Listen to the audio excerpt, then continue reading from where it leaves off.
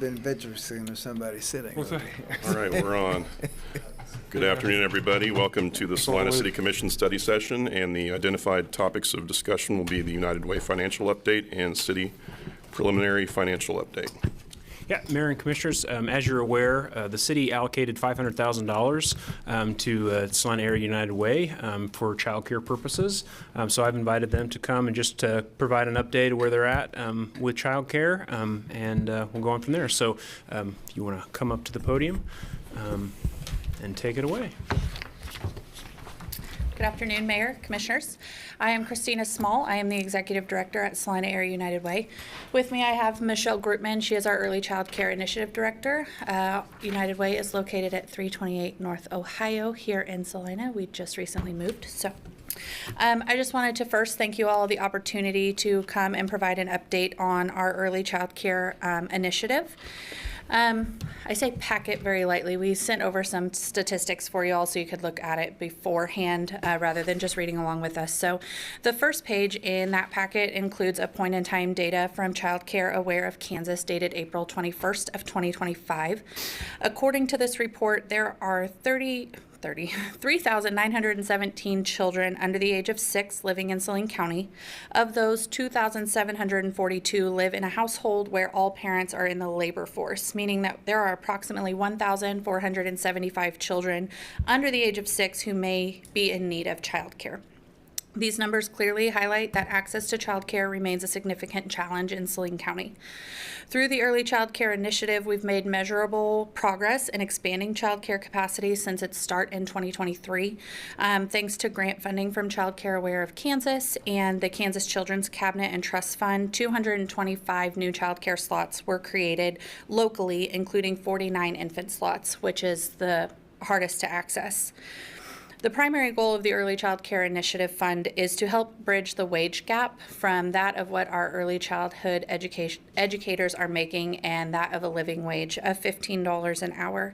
And so our aim is to raise the pay to $15 an hour for teachers' assistants and $18 an hour for lead teachers. I just want to note that our initial phase, while we're still building and creating a good foundation, this grant is only open to nonprofit centers in Salina County. Our hope is to be able to expand once this is secure. So our first ECIF grant cycle ran from March of 2024 through February of 2025. In the first month of reporting, there were 9 staff vacancies across the 7 participating centers. And it's important to note that 3 of those were at a center that had just opened their doors at the end of February. So they were open, just hadn't filled all of those staff spots yet. By the final month of the first grant cycle, there were 18 vacancies reported. However, 12 of those were at Love and Learn that had just finished their expansion and hadn't completely hired all of the staff needed for that. So a net increase or decrease in the number of staff vacancies by 3. So I feel like the added wages helped get people in the door and keep staff at those centers. Okay, so based on the funding available, the centers for the first grant cycle were able to increase their wages by an average of $2 per hour.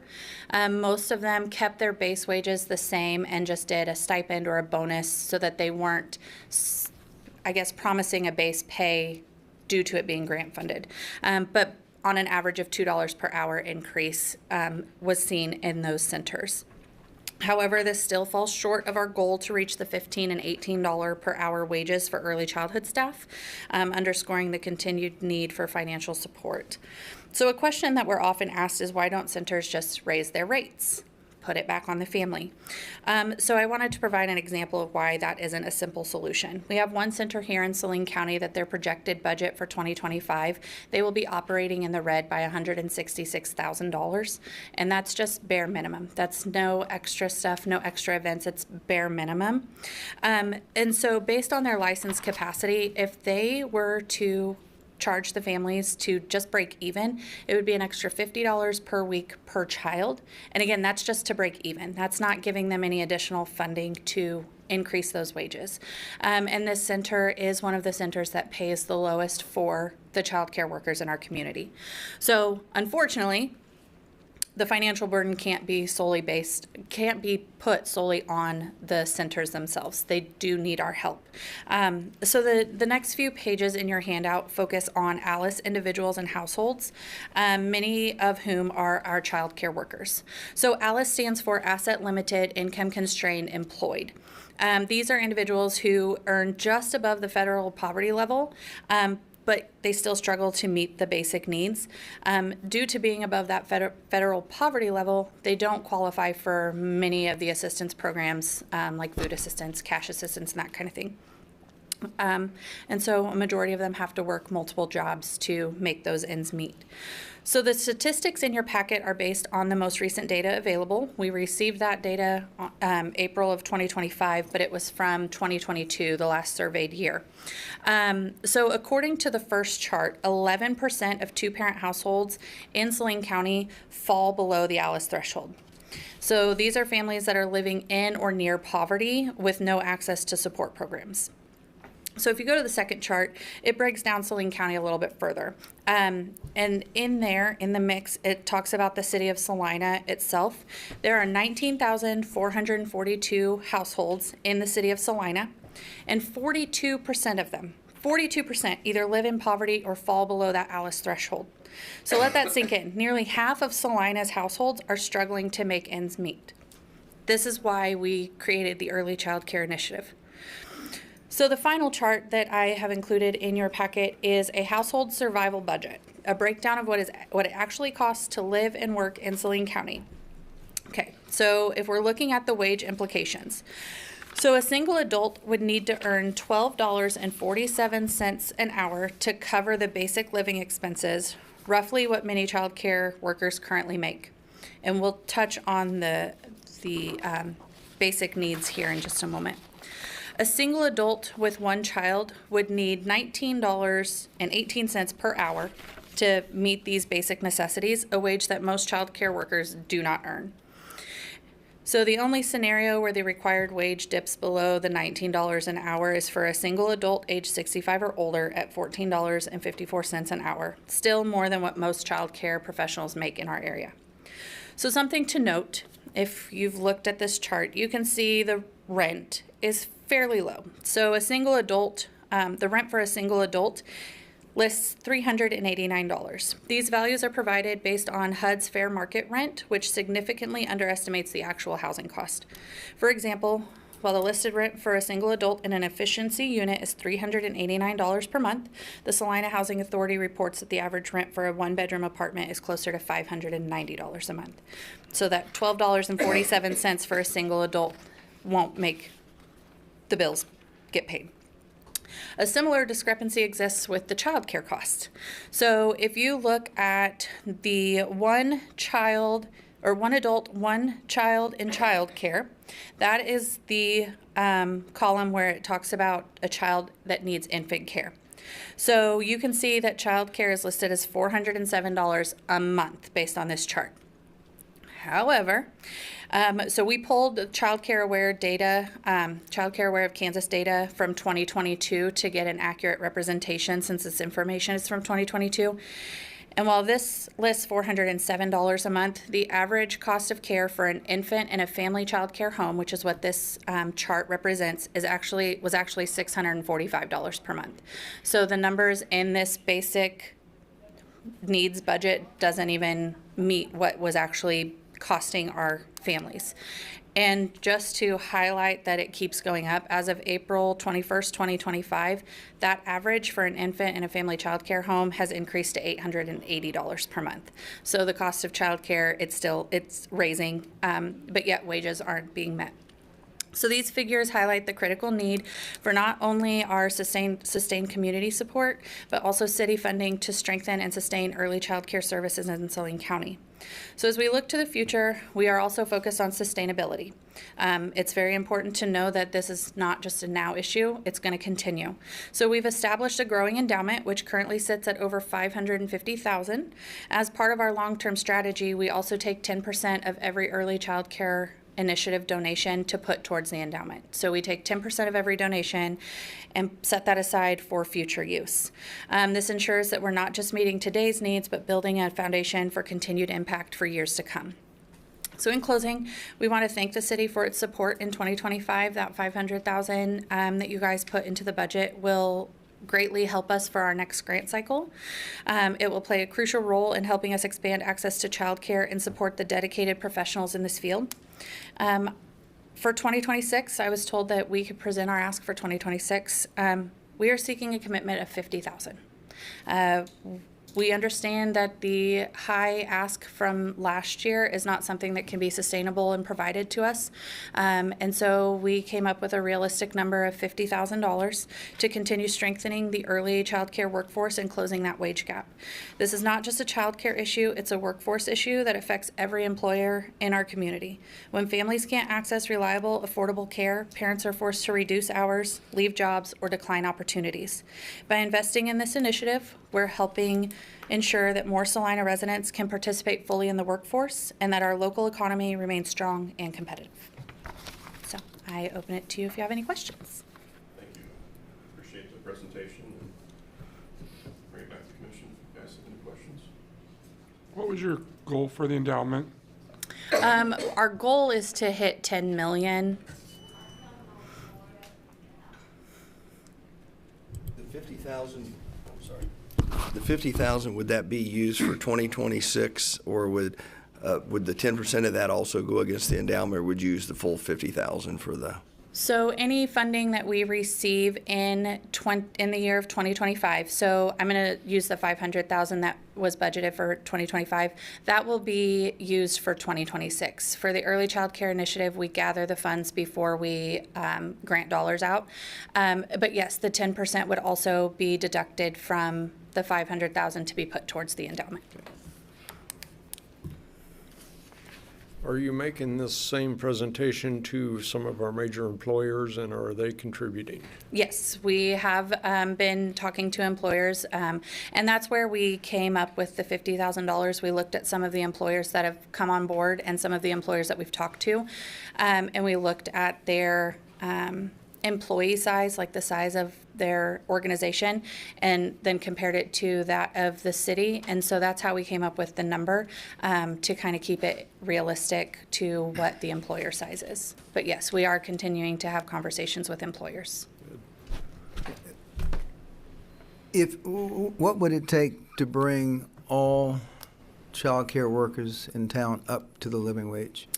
So our most recent application cycle listed, this is for just the 7 centers that applied. I mean, well, go, if you have those numbers, go ahead. Yeah, so with just the Everything. 7 centers that applied, it's over $550,000 to get everybody to the $15 and $18 an hour mark. I don't have current numbers for the centers that haven't applied. We just have the numbers from the centers that did apply this most recent grant cycle. And that was back in March of this year. And of course, that would have to be sustained year in, year out. Right. And we've had conversations with the centers, and so they are well aware that this is grant funded and that anything that we are able to grant out is based solely on fundraising.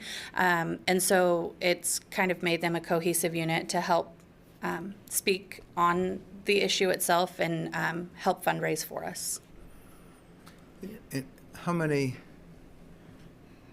children, I know the numbers, how many children would that cover in those 7? I'm just trying to figure out dollars per child that would be needed to I don't subsidize. have that number off the top of my head. I know that one of them is 56. One of them is somewhere in the 80 to 100 ballpark for their license capacity. Majority of them are around the 50 child area based on their facility size. I think Love and Learn, because they expanded and grew, they're able to increase their capacity, their license capacity, but most of them are around that 50 to 60 child mark. Oh, there is one center that is above 100 based on their license capacity. Thank you. Okay, so it's probably no higher than 500, maybe even a little less. I would say that would be an accurate representation. Okay. So everything I see, it seems we have adequate facilities, but we're still lacking workers. Yeah, there is still room for growth, for capacity, for facilities, whether that be family childcare homes or centers. However, our thought process is by filling all of the staff vacancies, that will open up more rooms, which will give more access to childcare slots. Because if a room is closed, they're losing out on however many kids can fit into that room based on what the age group is. Well, the next equation is these figures you state. How do people make the math work out to where it's worth paying out this much for childcare? I mean, that used to be a house payment. Yeah, and that's part of it. There are some businesses, I don't want to say necessarily in our community, but based on some data that we receive from Child Care Aware, there are some businesses that have lost staff, and 50% of those people have stated that childcare is the issue, whether it's the cost of childcare or the access to childcare or the hours. Michelle and I use an in-home provider, and if she has to close because her kids have an appointment, we don't have childcare unless we have a backup provider or a family member. And, luckily, because of the work that we're in and the childcare being our focus, we're able to adapt. Our organization is pretty flexible, but not all employers are flexible when somebody has to leave early because childcare closes or whatever that means. So there are employers that lose employees because childcare, either not an infant slot, which that's the hardest to come by because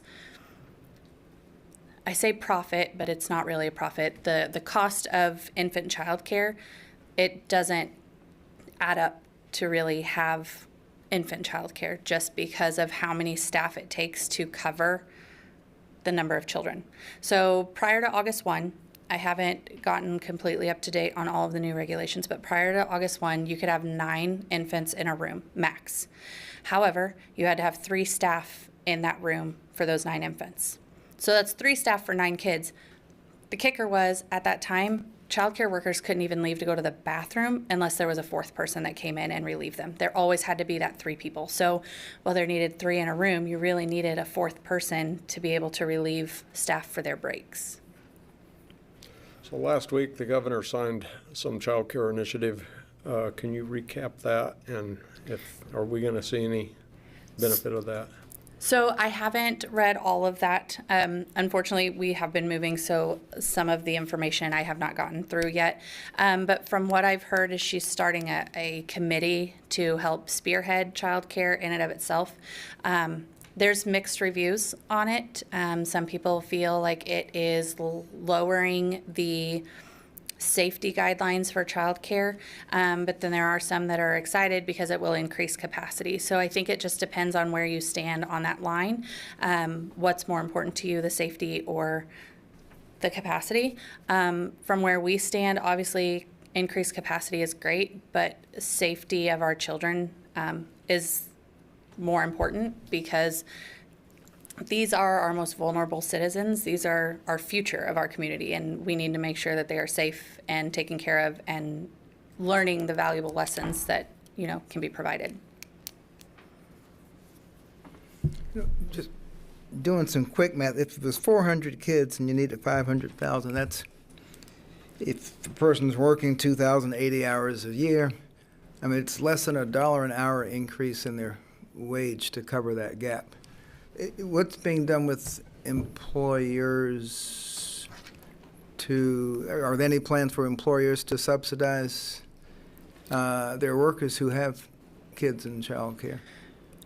I can't speak on that. I don't know if they are. There are tax credits if they were to give stipends for their employees for childcare. That was something that we talked about with Child Care Aware 2 weeks ago when we met with them, that there are tax breaks for employers based on what avenue they want to go. Like, they can add a child care center on site.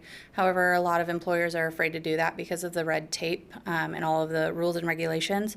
But just giving a stipend for their employees to use to pay for child care, it is a tax break. And so that is something that when we talk to employers, we elaborate that there are tax breaks if they, do give their their parents or their employees a stipend to help cover the cost of childcare.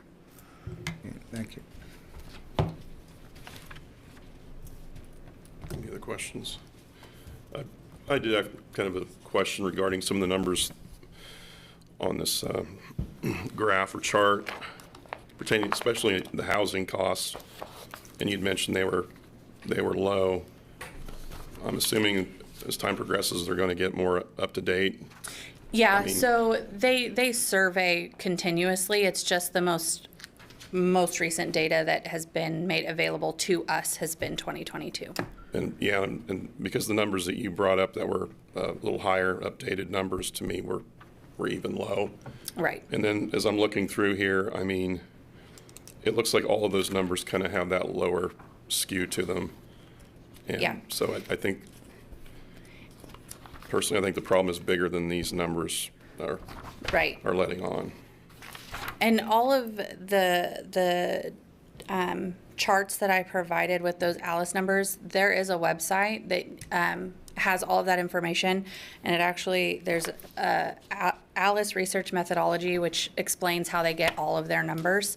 And so we, like I said, we did a little bit of digging because we thought the housing just alone was really low for, you know, a single person. So we kind of went through to figure out where they got that number.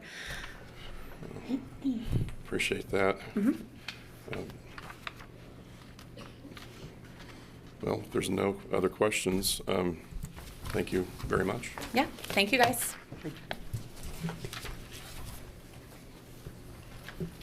So there will be a upcoming discussion about the request for 2026 that happens during the budget process. Thank you. If we want to move along to the next topic, this is kind of the introductory discussion about the budget process and what's coming here in the future. Debbie's gonna give you just an overview of where we ended in 2024, and then we'll talk a little bit about where we think we're headed for the 2026 budget process and kind of the direction that we provided at this point. So Debbie, if you want to take it away. I will be glad to. Debbie Patt, Director of Finance. As Jacob mentioned, this is kind of the preliminary update. These are non-audited numbers, but it kind of gives you an idea where we ended in 2024. We'll talk a little bit about specific details in those numbers, and then we'll also kind of look at where we are right now in 25. It's a little early to do projections, but we do have a couple of those. And then we'll kind of talk about what all this means as we go into the 2026 budget. It wouldn't be a Debbie presentation if I didn't have an amended page sitting on your dais there. So that second page is amended by the page that I set there on your dais of the pie chart. It didn't change a lot, but there was a couple of numbers in there that were off in the table. So on this first slide, it shows, and this is not surprising to any of us, about 32% of the general fund revenue comes from sales and use tax, 21% comes from property tax, franchise fees are about 11%, investment income, which has never been this high in the entire history of anywhere, is coming in about 10%, EMS is at 8%, and then the other smaller contributors to the general fund revenue show up in this pie chart. In dollars, what does that mean? On the next graph, you can see, for example, the revenue from sales tax was pretty flat. If you look at 23, it was 17.26 million. In 2024, it was 17.22 million. So our sales tax has flattened out significantly because you can see the numbers before that. In 22 even were a little bit lower, and so we had some growth there. We did budget in 2025 an 8% increase over what we had collected in 2023, because when we did it in 2023, it was a positive. The numbers were looking really good. And as we progressed in 2024, those numbers kind of flattened out. So that's a number we're really going to have to keep an eye on as we go through the 2025 and 2026 budget to see kind of where those are hanging out now and how they're going to affect us going forward. Property tax, we've been revenue neutral for a couple of years. We kind of went above a little bit, so it's been pretty flat as well. The 2025 budget is a little bit higher. This gets affected by a lot of different things. It gets affected by delinquent taxes that are collected. It's affected by NRA rebates that we pay out. So while the numbers don't look exactly the same, we were revenue neutral in 2025. Franchise fees went up a little bit, went down a little bit in 2024, and we had budgeted them significantly higher in 2025 because of the increase that we saw in 2023. Investment revenue, this is one we've talked about. In 2022, you can see we made a whole $206,000 when rates were 0.25 or 0.3 or 0.4. Now the rates that we're collecting, in 2024, we were in the 5% range, 5 to 5.2% range. Currently, our overnight sweeps are making 4.15, which is about average for the market. So we'll expect to see that number kind of level out now. 2024 might be a little higher than what we see in the future, but because we were still in some of those 5% ranges in 2024. But we didn't budget a whole lot in 2025, so this is one of those areas that we'll see, and we'll show when we show the financials that what we budgeted was significantly lower than what we earned. EMS is doing very well. We did have some rate increases, so we're seeing that come through in the numbers. It's up a little bit from 2020. 24 was up from 2023. Fees and charges were up a little bit from 2023 as well. The rest of the numbers, so overall our revenue was pretty significantly higher in 2024 than it was in 2023 for the general fund, and like I said, the majority of that was from interest income. So as we look at each of these in a little bit more detail, on the sales tax side, you can see this graph. The blue is the dollar amount that we're collecting in the general fund year over year. The orange line is the growth over the prior year. So you can see in 2021, we peaked at 11% higher than the previous year, which was COVID. We were still very strong in 2022 at a 9% growth over that 11% growth that we had the year before. That declined in 2023 at about 3.38% growth over 2022. And in 2024, you can see we're flat. It's a 0.22% negative, but we consider that flat. Currently, we budgeted an 8% increase, so like I said, we'll be looking at that.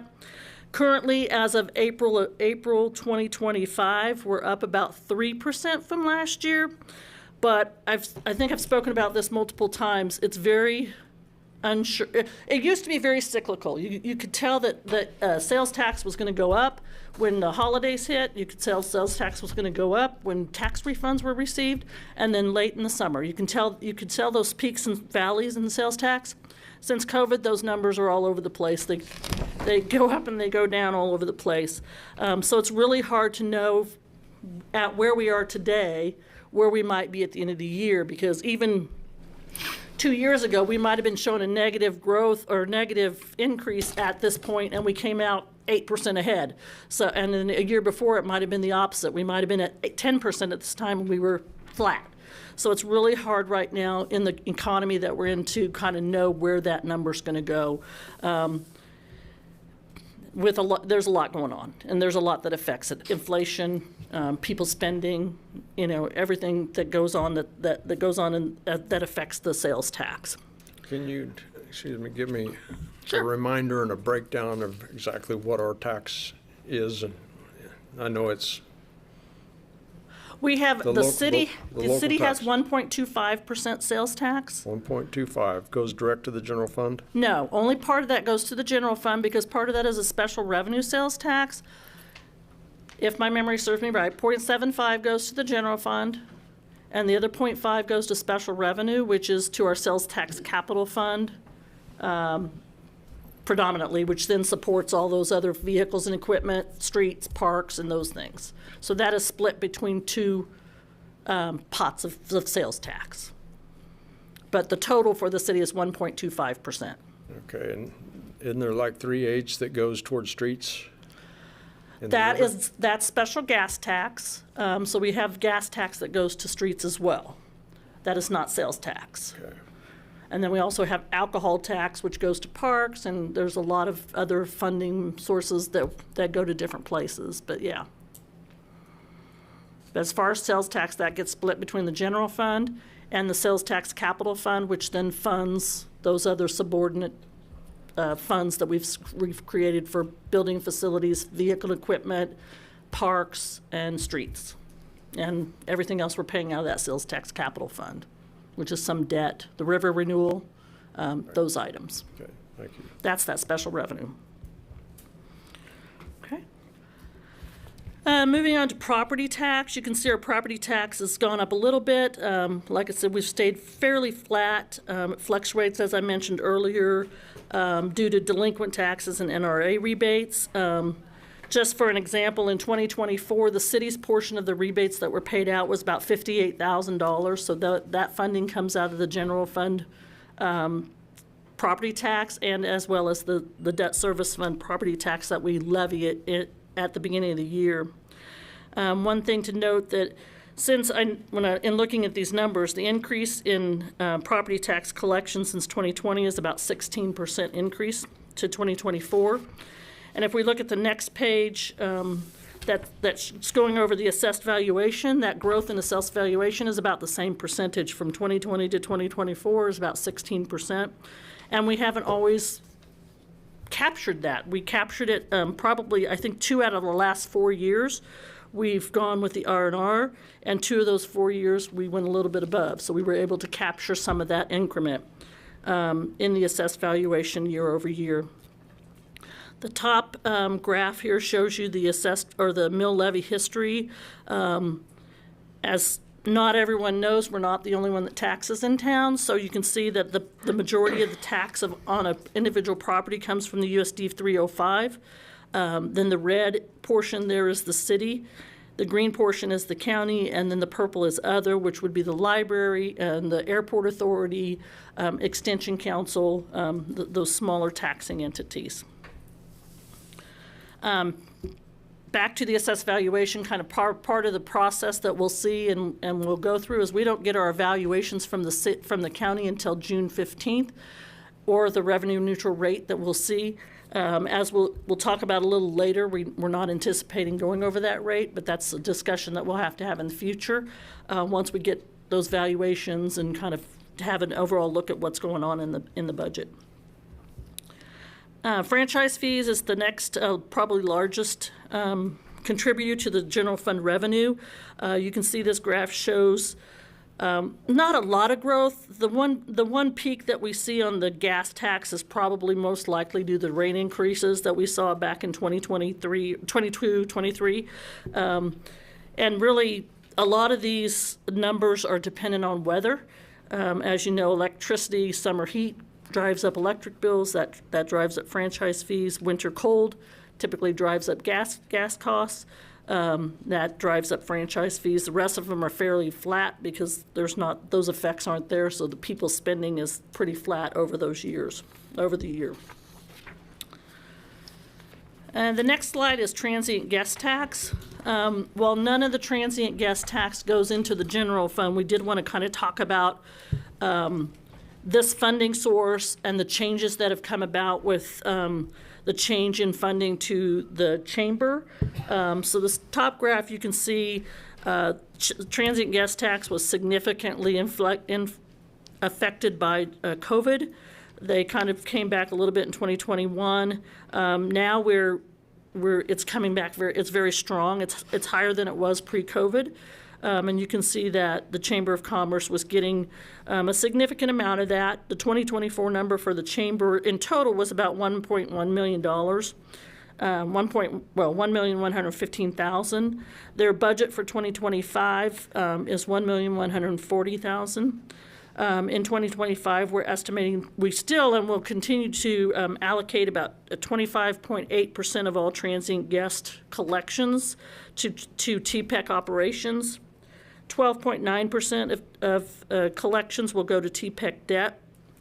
13.5% will go to park improvements.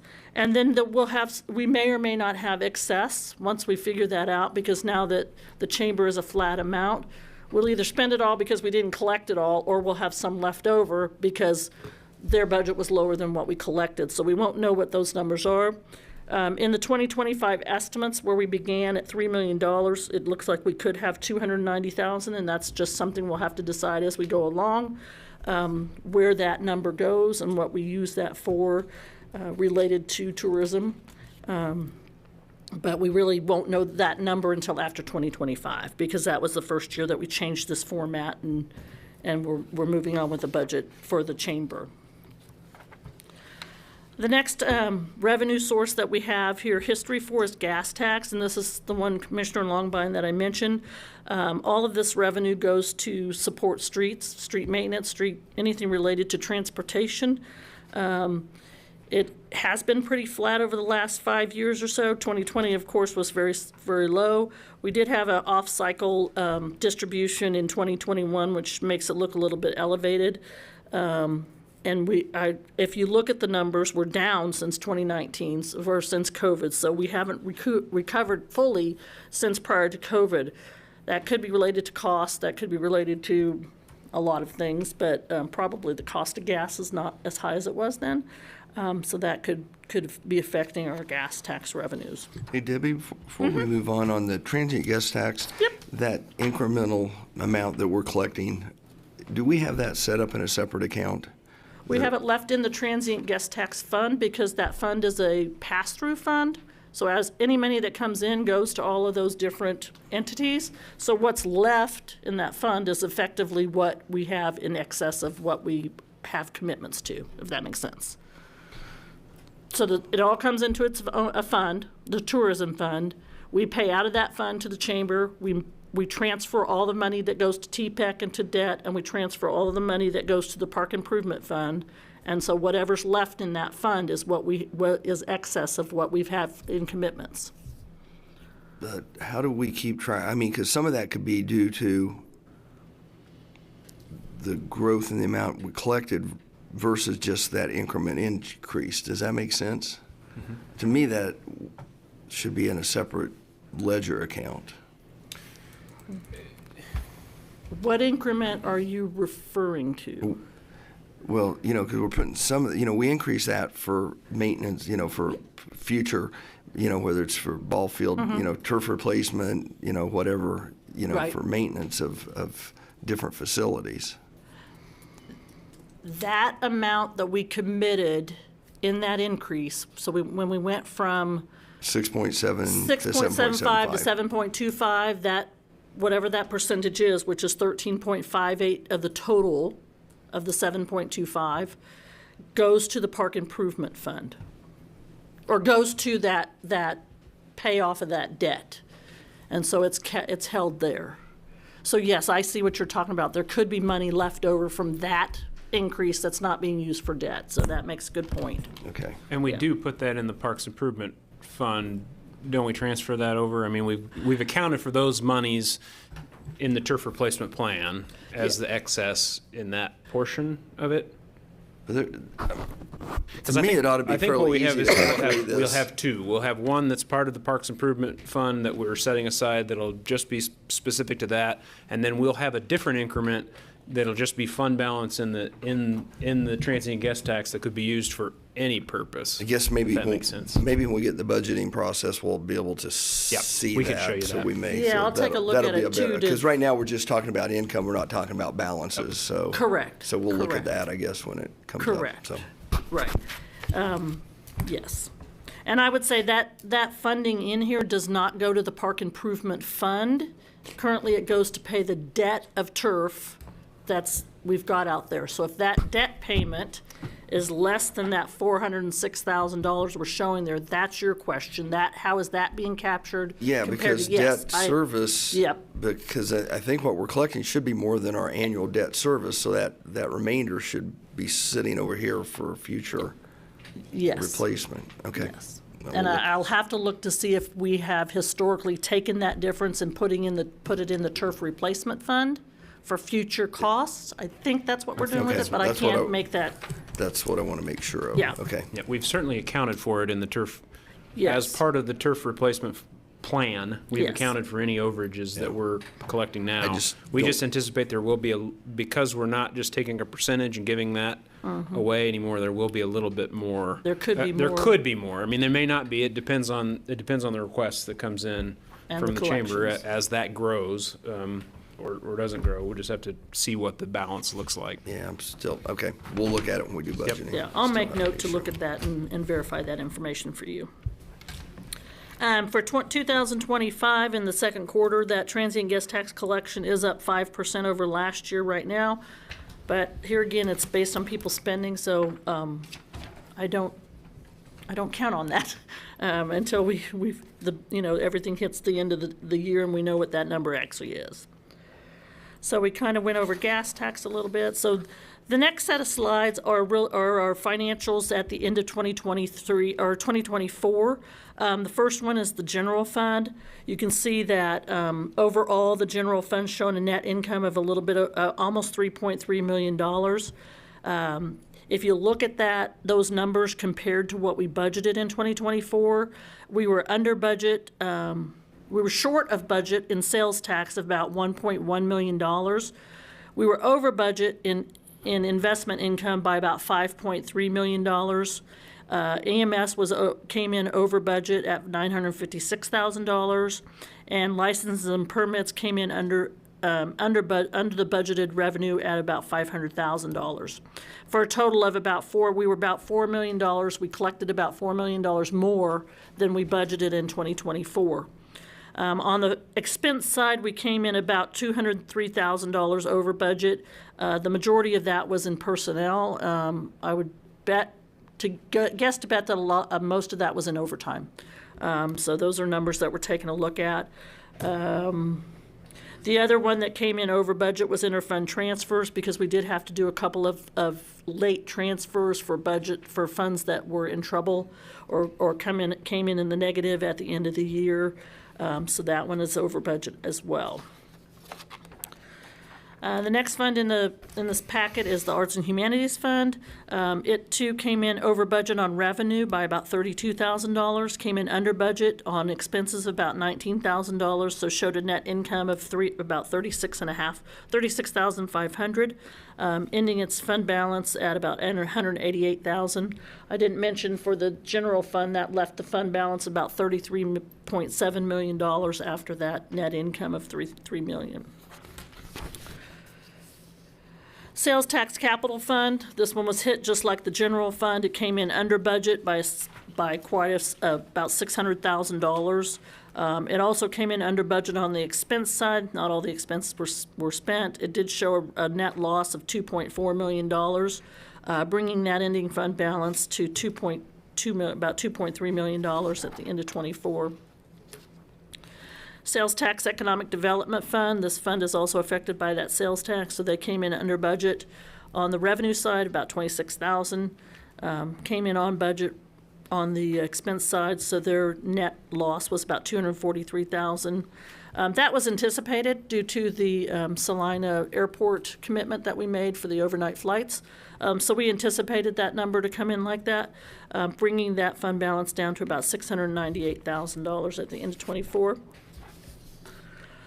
Business Improvement District is a pure pass-through, so those did come. We budget a little high on that just so that we don't have to come back with a budget amendment at the end of the year, but that fund's sitting about $3,600 fund balance.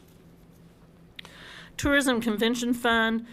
This fund came in under budget on the revenue side by about $500,000, and it also came in over budget or under budget on the expense side by about $189,000. And this, you can see that net loss of $615,000. That was actually the transfer we made from the prior years that was sitting in the fund balance that we had collected prior to the debt payment on the turf, that we transferred out to help cover the cost of Passenger Field and some of that debt. So that's why that fund balance was high at the beginning of 24, and then we transferred that funding out of there, that excess that we had prior to the debt service funding.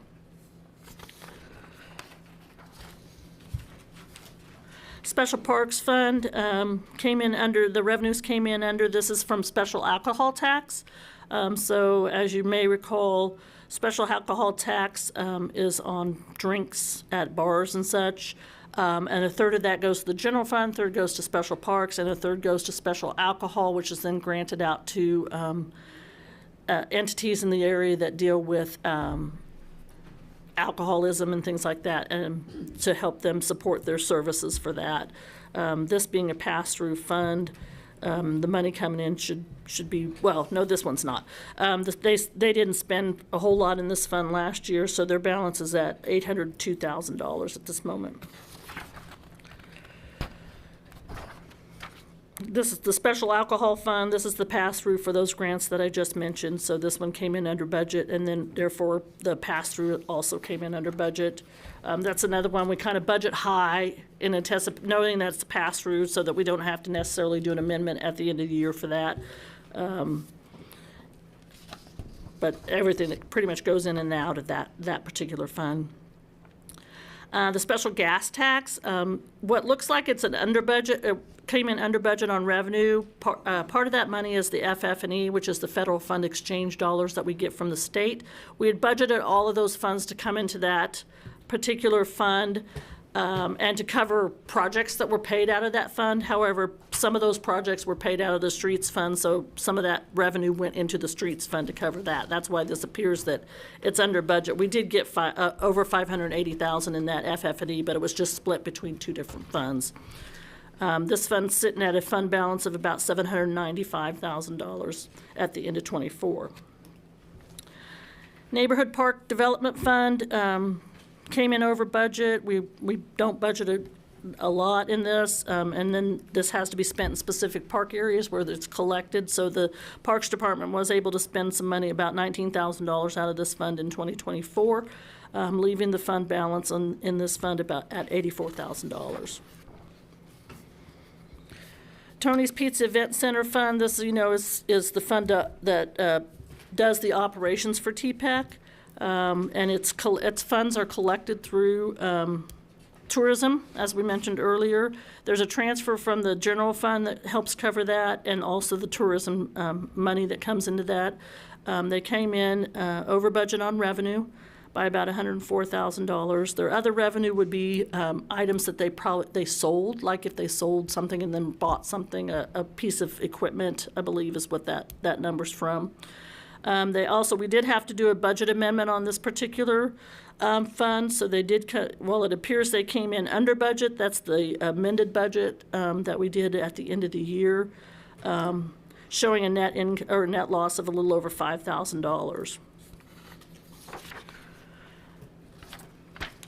The Schilling Air Force Fund, it too is reaping the benefit of interest rates at the moment. So we have most of their funding invested. They are also collecting the 4.15% in their overnight sweeps, as we are with equity. But we also have their money invested in some longer-term investments, so that we hope to get some of that revenue booked up in there, so that if there's shortfalls later in the projects, we'll have that. They didn't spend as much. They're not on a spending pattern yet. From what I hear from Martha, that probably will start ramping up later in this year and next year. So we'll see those numbers start to really reflect the project really getting physically underway in the next year and a half or so.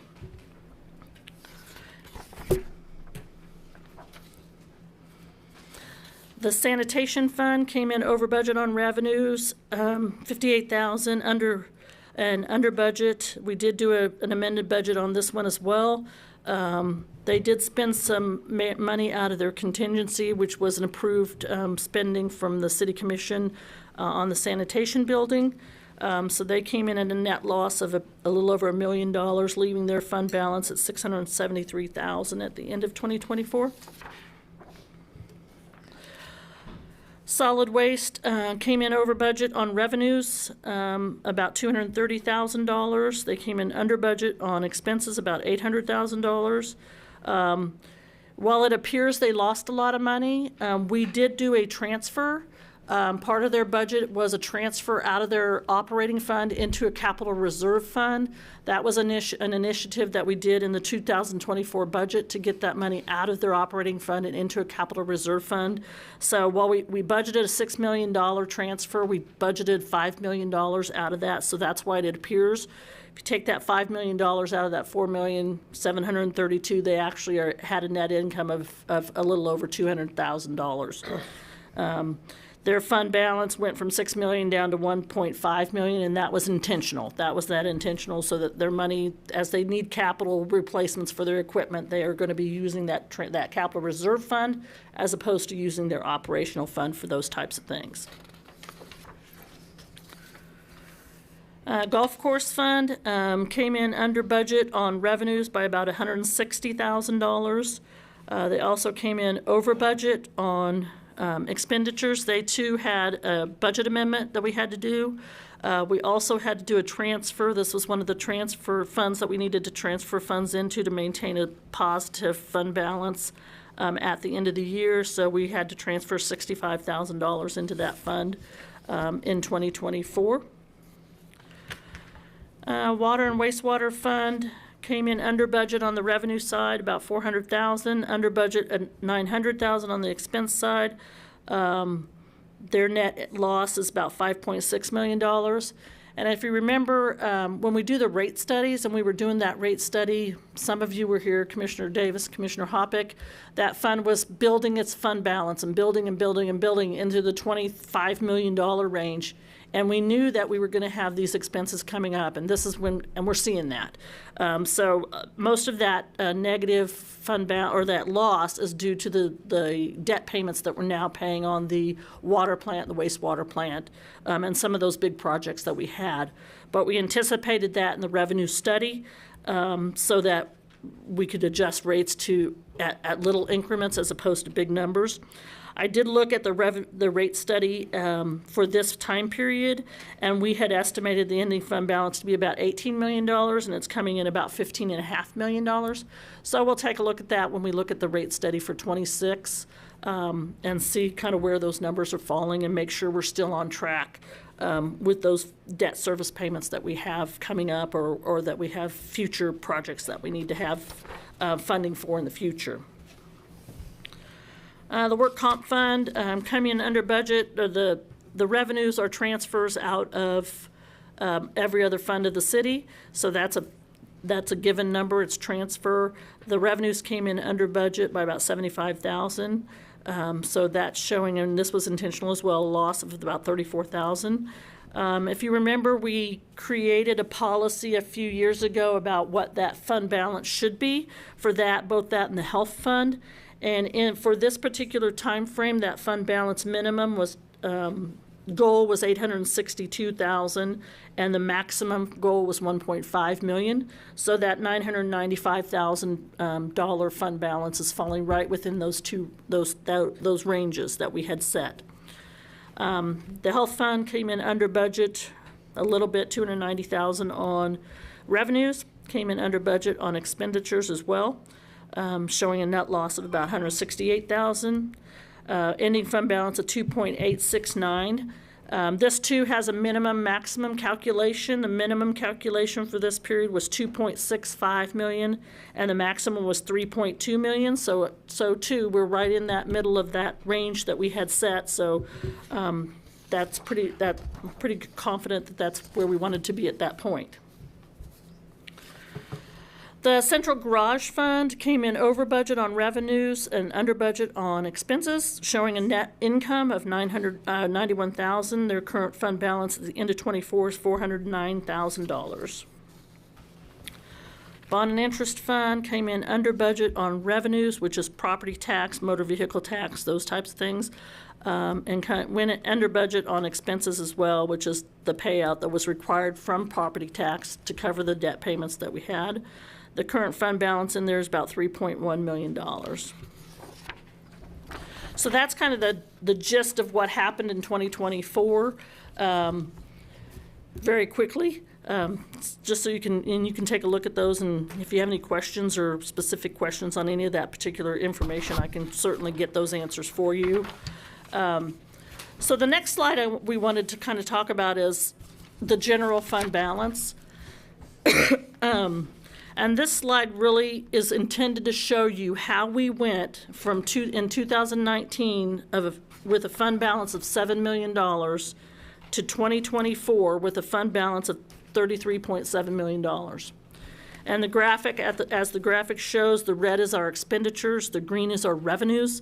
So you can see those numbers were so much the same up until about 2019. 2017, there was a little peak.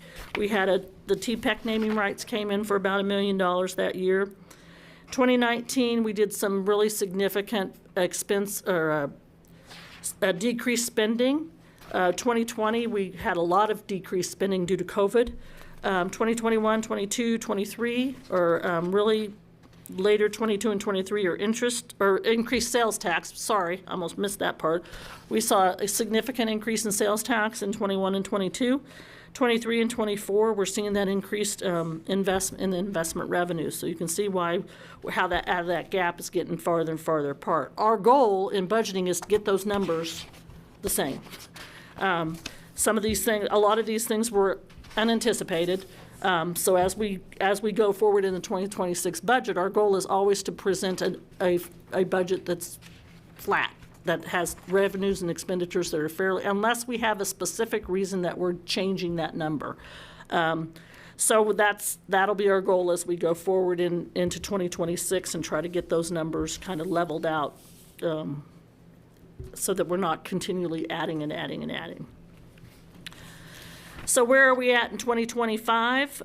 So far, the general fund is seeing, as we would have anticipated, sales taxes down significantly. Investment revenue is up significantly. EMS is up a little bit. So this is kind of the same story we saw in 24. We're seeing the same story basically repeating itself so far in 2025. I did run some projections on these numbers. These projections are based on what we would have collected in a 3-year period, in the 3-year period prior to 2025 at this point in time. And so that's kind of the over-under budget number on the very right-hand side that's the projection, where we would project ourselves to end up at the end of the year. So as you can see with these projections, we're still projecting that we'll end up with being over our budgeted revenue by about $3 million due to investment revenue. When we did that budget in 2025, we still weren't sure exactly where that revenue was going to go, but hopefully if it holds, we'll be able to take advantage of some of that.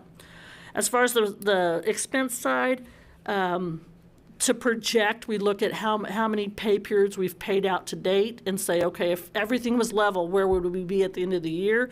That looks pretty on point. But, of course, things like overtime, catastrophes that require fire and police to have overtime, any of those things that happen that we're not expecting could affect those numbers. And at this point in the game, we really just assume that everybody the rest of the budget items are going to be spent at budget, that people are going to hit their budgets, they're not going to overspend, because it's really hard to tell on commodities and things like that because they don't have a good cycle to really follow through. So we'll just assume that they're going to spend what they were budgeted to spend, not more. And at this point, we're looking at we may be a little bit over budget just due to personnel. I will say that we're showing in 2025 we have a $5 million transfer, so we have always anticipated that we will be taking our fund balance down by about $5 million. So as we go forward, we'll keep that in mind, that we've made that commitment in 2025. The rest of these are just, like I said, the same. We've looked at where we are in 2024, kind of compared to where we should be. At this point in the numbers, these are all through March. That's 25% of the year, so we would anticipate that 25% of the revenues collected, 25%, not necessarily of the expenses, but pretty much should be expended at this time. So the rest of these funds are looking decent. The sales tax, like I said, we're looking good at the moment, but as we go through the year, that number does escalate, go down and up a lot. So we'll just keep an eye on that as we go forward.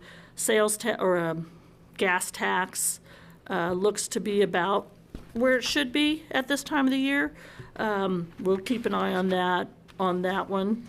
That one usually spends its money up front, all those projects that they bring to you, mill and lay, and all those things that we've already seen. Those monies usually get spent really early in the year so that those projects can get completed.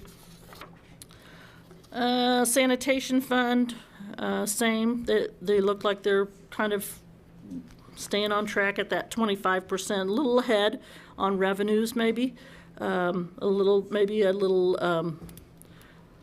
their expenditures may be a little bit off on their personnel. So we'll have to keep an eye on that one for how we budgeted it compared to what their staffing is at this level. And the rest of these, I won't go through them individually unless you have questions. I will say on the golf fund, it looks like it has its revenue is not there, but as we know, their revenue, most of their revenue comes in the summer. So we'll just keep a close eye on that, as well as a lot of their personnel comes in the summer because they have part-time employees that come up. So that's one we'll keep an eye on very closely. Water fund looks like it's on track. Central garage, health insurance, they all look like they're pretty much on track and where we would expect them to be at this point. So if we go to slide 42, I'm talking through Scott, he's having to keep up with me. This is a report that we have to provide for our expanded powers, so I thought I'd share it with you. This is a report that shows our investments of the current funds of the city. The top section is really cash accounts, just overnight accounts in the bank. We call them liquidity bank. We can get to this money anytime. We do have quite a bit of investment in CDs at this point. You can see that our current rate of overnight, like I mentioned earlier, is 4.15. We have several investments below. We can go out 4 years, so we try to get our dollars invested out over a kind of a ladder effect of I need to have it kind of over a year or two, a year or 3 or 4, so that we can take advantage of all of the rates that are out there. Some of the lower rates that you'll see on here are probably investments that we made 3 years ago and made them at 4% at 4 years. The ones on the bottom that are paying 0.75% that mature, they say 2024, but either in 24 or 25. Those are ones that we made these investments in 2020 or 2021, and at that time when we were making 0.25%, 0.75 was pretty good. And that's kind of the risk you run when you do that, is you don't know what those rates are going to do. But the theory is that you level that risk out by getting over a longer term. So we've tried to look at those rates and see how they're going and compared to today's rates and kind of make sure we're covering that risk of rate fluctuation over those years. We do have some investments. I wanted to kind of explain to what this is, the ICS, because that's not something that everyone probably knows. That's kind of a new phenomenon in banking. It's an insured sweep account. And what banks do is they take the funding that we've invested with them, and they invested in multiple banks around the country, which are all insured for $250,000. So they invest into it for $250,000 in all of these little banks that are paying them interest. It covers all the interest with FDIC, so we're secure. But that's kind of one of those things that a lot of the banks are doing right now is doing that ICS investment. We also have some U.S. Treasury notes here and some certificates deposit. So we're trying to make sure that our portfolio is both rounded in length as well as the types of investments that we're making in the market as well. The next slide is the Star Bond performance. This is the 2024 performance. As you can see, our total projection was $4.4 million. We came in at 4.2, which is 96.4% of the projection. The Those projections were created in 2017 when this district was created. They tried to figure out who's going to make money, how much money they're going to make. So that's kind of the where we look at how are we doing compared to how we expected to be doing. So that's one of the measures that we kind of look at. The next one is, I think, the more important measure at how we're doing. It shows that our required payments on the left-hand side in the blue section, according to our bond documents, our required payments, our first payment of $5.5 million due on the principal was not due until 2030. And we have been able to pay all of that off through 2024 except $330,000. So at that rate, we were able, with the collections in that district, to pay off about $1.9 million in principal bonds in 2024. So at that rate, we would anticipate that these bonds be paid off earlier than the 2038 expiration date. And as we collect, that's what we'll do. The trustee determines how much money we have available and how much money we can have to pay off each of those principals, with leaving what we need to leave in reserves and such, to determine how much we can prepay on those principals. The next one is kind of just shows you the collection. It does show that it's increasing, it's improving. We had a little late start with the hotel and some of the retailers going in a little later due to COVID, but you can see 2022, 23, 24, the state collection is increasing. On the local side, we did have an adjustment in 2022, but 23 was about the same as 21. 24 is a little bit higher. Transient guest tax is increasing from the hotel downtown. So we're seeing some increases in that collection in the Star Bond District downtown. The next thing we wanted to touch base on, because you've all asked about this multiple times, and it's not easy to explain kind of where it is, but this is kind of a snapshot of some things that have happened in the enterprise lease. And Jacob asked me, what does this mean? And I'm like, well, I can tell you what it means to me. So basically, the graph on the left is where we began. When we began with Enterprise, we had 151 vehicles in the fleet that we thought we were going to be able to replace. Their average age was 9.9 years. You can see some of those were 17 years old, anywhere from 3.5 to 17 years old, have an average annual mileage of over 9,000 miles. In today's fleet of 153 vehicles, the top right column, the oldest vehicles are 2021 vehicles, which are 4 years old. We have 3 in that group still. The majority of our vehicles are 2 to 3 years old. We have a lot of vehicles, 72, about half of our vehicles are less than a year old. And so that says something about our fleet. While we thought that the spending would be about the same, we were spending, I want to say, when I tried to look back, it's really hard to tell because you have to know exactly what vehicles we bought in certain years and which ones are in this fleet. But I would say we were spending anywhere between $350,000 to $450,000 a year to buy vehicles out of sales tax prior to this. Right now, our leases and our credits off that are in 2024, we're about $1.4 million. I would say that number went up because we added police vehicles recently. They were very hard to get. They were latecomers. I'm looking at Jacob to see if he agrees with that. So that number was about, with our credits, because what happens is we sell things and we get credits for them, then they take that off our lease and we only pay the net. But I did want to give you an example of one of the ones that I pulled. This particular vehicle I pulled was a 2002 F-250 that we had in that original group. To pay for the lease for that, we had some initial fees. We had a monthly lease of $635 for 24 months, so our total lease cost was $16,279.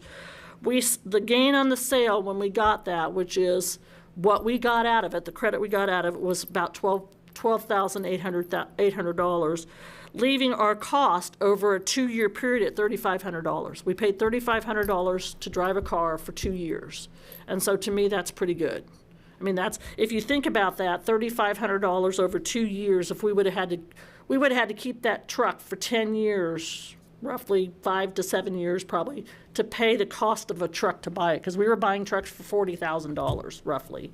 when we were And I buying think them. over time, you'll see this kind of go up and down as we got into the program. I will say, everything the enterprise told us about what the vehicles would sell for on the front end, we did better. I mean, the market, when we got into this, the used car market was very hot. Yep. So all of our older vehicles sold for more than what we anticipated they would. And then you just see, depending on the number of vehicles that are being turned over on an annual basis. So you'll see some vehicles are on a 60-month lease. So all the police vehicles that cost $20,000 a piece to upfit are not going to be on that. They're going to be on a longer-term lease. But we've kind of programmed our vehicles so that you see the F-250s or the 2,500, one-ton truck or three-quarter-ton and one-ton trucks out there. If we don't have to put a lot into them to upfit them, those can be turned over in 12 or 24 months. And a lot of those we'll actually make money on. So if you saw the Suburbans that we had or the Expeditions, a lot of those made some of them made $10,000 or $12,000 a piece on those individual vehicles. So we leased them for 1 year or 15 months or 18 months, but we actually got paid at the end of that. And that money all goes back into the fund and helps offset the cost for the longer term leases that are going to cost us a little bit more over time. So you'll see it kind of, as we bought 72 vehicles in 2024, depending on the market, we'll sit down with enterprise and say, okay, what's the market look like for new vehicles? What's the used market look like? Does it make sense for us to sell this at 12 months? Does it make sense for us to hold it for another 6 or another 12 months and sell it at that point? And depending on what we think the right payback is, whether we're going to make more money if we hold it or get paid on the front end, we'll sell it and get rid of it and go through a process. And so it's going to kind of ebb and flow, but so far everything that enterprise has told us has come true. I mean, we have gotten more money out of our vehicles than we anticipated, and so we are spending a little bit more money, but we have a fairly new fleet. And as before, we had some vehicles Repair were costs. 15, 16, 20 years old, and we were just limping them along. So maintenance costs has gone down on that as well. Some of these vehicles, all we do is change the oil one time, maybe 2 times, and we're trading it off. So a lot of the long-term annual maintenance that you would have to do is eliminated on the front end. So Yes, that was my comment. Are we even keeping them long enough to have to put tires on them? Because you can spend $2,000 yeah, on likely tires. not. Most of them we're not. Some of them not. And I will say too, 2024 looks high, but I would say that that's with 72 vehicles and a majority of those probably police vehicles. The upfit cost on the police vehicles is much higher. And that all goes into that credit calculation. Yeah, We and don't there- pay it out separately. It just gets all credited to our account and they charge us for those separately. And there certainly was a market-wide issue with police vehicles from all manufacturers. They just were not getting them produced as fast. So we really started the ordering process on some of those police vehicles 24 months in advance of actually, or some of them 24 and 36 months in advance of receiving them. So those ones have been a long time coming, and I think they're all here though. And you'll see we have a couple of models. We did get some Durangos. And then the Ford Interceptor as well. So we have, and we're all SUVs now. But when we started this program, we had cars as well. But we've switched to an all SUV model. We feel like police officers are more comfortable in those bigger vehicles. It's easier for them to get in and out with all their equipment. And I think it's been a good program for them. They seem to be happy. So. So that kind of gives you history. The next slide is kind of what we're looking at for the budget for 2026. This is the general fund revenue. So as we looked at revenue estimates and what things have been happening and things like that, there's a couple of columns on here. The first one on the right-hand side that's not highlighted is what we're anticipating our change in 26 to be compared to our 24 actual. And then the second one is what we're comparing to the 25 budget, so what we budgeted in 25. As we spoke before, property taxes, we're anticipating that stays flat. Motor vehicle tax, we're anticipating that goes up. That's pretty flat compared to 25, but does go up 8% compared to 2024. Sales tax, we're hoping that a 2% increase over 2024 is kind of where we're hoping. It's 6% less than 25 because I mentioned earlier we budgeted like a 6 or 8% increase in 25. Don't think we'll hit that number, but we could. Franchise fees, we're budgeting at 3% over 2024 actual. Other taxes, which is liquor tax, it's a 6% over 2024 actual. Investment income, we have it down from 2024 only because 2024, the rates have come down just a little bit, so it's not a huge number. EMS is we're expecting a little bit more, so 5% increase. Overall, both compared to the 2024 budget and the 2025, or the 2024 actual and the 2025 budget, we're anticipating about 2% increase, or budgeting about a 2% increase in the general fund revenue for 2026. So some of the assumptions that we're taking into consideration as we move forward on our side before we present it to you is that 2% increase in general fund revenue. We've asked our departments to stay flat to the 2025 budget. Right now, we're in the process of reviewing that information and kind of going over those numbers. We're projecting assumptions of a 4 to 5% increase on the personnel side. And as far as the general fund balances, that's something we need to look at as options of spend down. Is there more things that we'd like to do to spend down that fund balance in the general fund? And those are conversations that we'll have during this budget process. Hey, Scott, if you could take us back to slide 30, which is this one. I just want to bring your attention to this slide because I think this really tells a pretty good story about where we've been and kind of where we're at today. So if you go all the way back on that slide to 2012, for most years from 2012 to 2018, 2019, we were spending more than we were bringing in. We could not get our fund balance to grow. We were sitting around $3 to $5 million in general fund balance, always having a goal to increase that fund balance. 2019, 2020 with COVID, expenditures went down, revenue went up, and you saw that gap, that green space kind of grow a little bit. If you look at 2024, you can see that the green and the red are getting a little bit closer together. And we want them to be closer together. I think Debbie said we want them to be about close. the same place. I would say we probably still want a little bit of green there. We'd like to see that continue to grow. But in this budget cycle, particularly with what we know and don't know about the market, there's some uncertainty. So the plan really is to try and level off that red a little bit. It's probably going to go up a little bit, but level off the expenditure a little bit, and then we'll just have to see what happens with the revenue. The good part is we're built for this. We put $34 million in the bank basically, so we can weather an economic downturn. We can do those things, and as we get later in the year, if we look at the 25 budget and we see revenue starts to do something crazy, we will talk about the expenditure side and say, hey, do we need to manage that as we go forward? I don't think that's going to be the case. We have enough money that I think we're going to be fine to continue to move as we have planned in 2025. But for 2026, basically, I've asked the department heads to kind of hold the line at where they're at, and kind of. We had a pay plan increase, and then we've had 7% increases on salaries for several years in a row. I think we need to ratchet that back just a little bit based on what we know about revenue and what's happening in the market. And I think so we're going to see that go up a little bit, but I don't anticipate it's going to go up dramatically, and we'd like to kind of level that out and hold the line, if that all makes sense. So that's kind of the direction that I've given staff and kind of where we're headed as we move forward through the budget process. Couple quick questions on the general fund balance. We had talked about moving $5 million into a reserve fund for the river. Was that in 2025 or? 2025. 25. So that's coming in. Okay, Yes. so we already approved that. That's what I was thinking. Yes. The other thing, our interest income has grown, is growing significantly. Is that one because we have more? I mean, obviously you have more dollars to invest, but is it also the way we're investing them? What has created that significant? We went out for RFQ for a banking a few years ago. That made a significant difference in the interest that we were earning. Our interest rates went up significantly, and we are doing a lot more proactive investing in other investment tools. But there was We also got extended powers. expanded powers. Used to be we could only invest for 2 years at very limited number of options.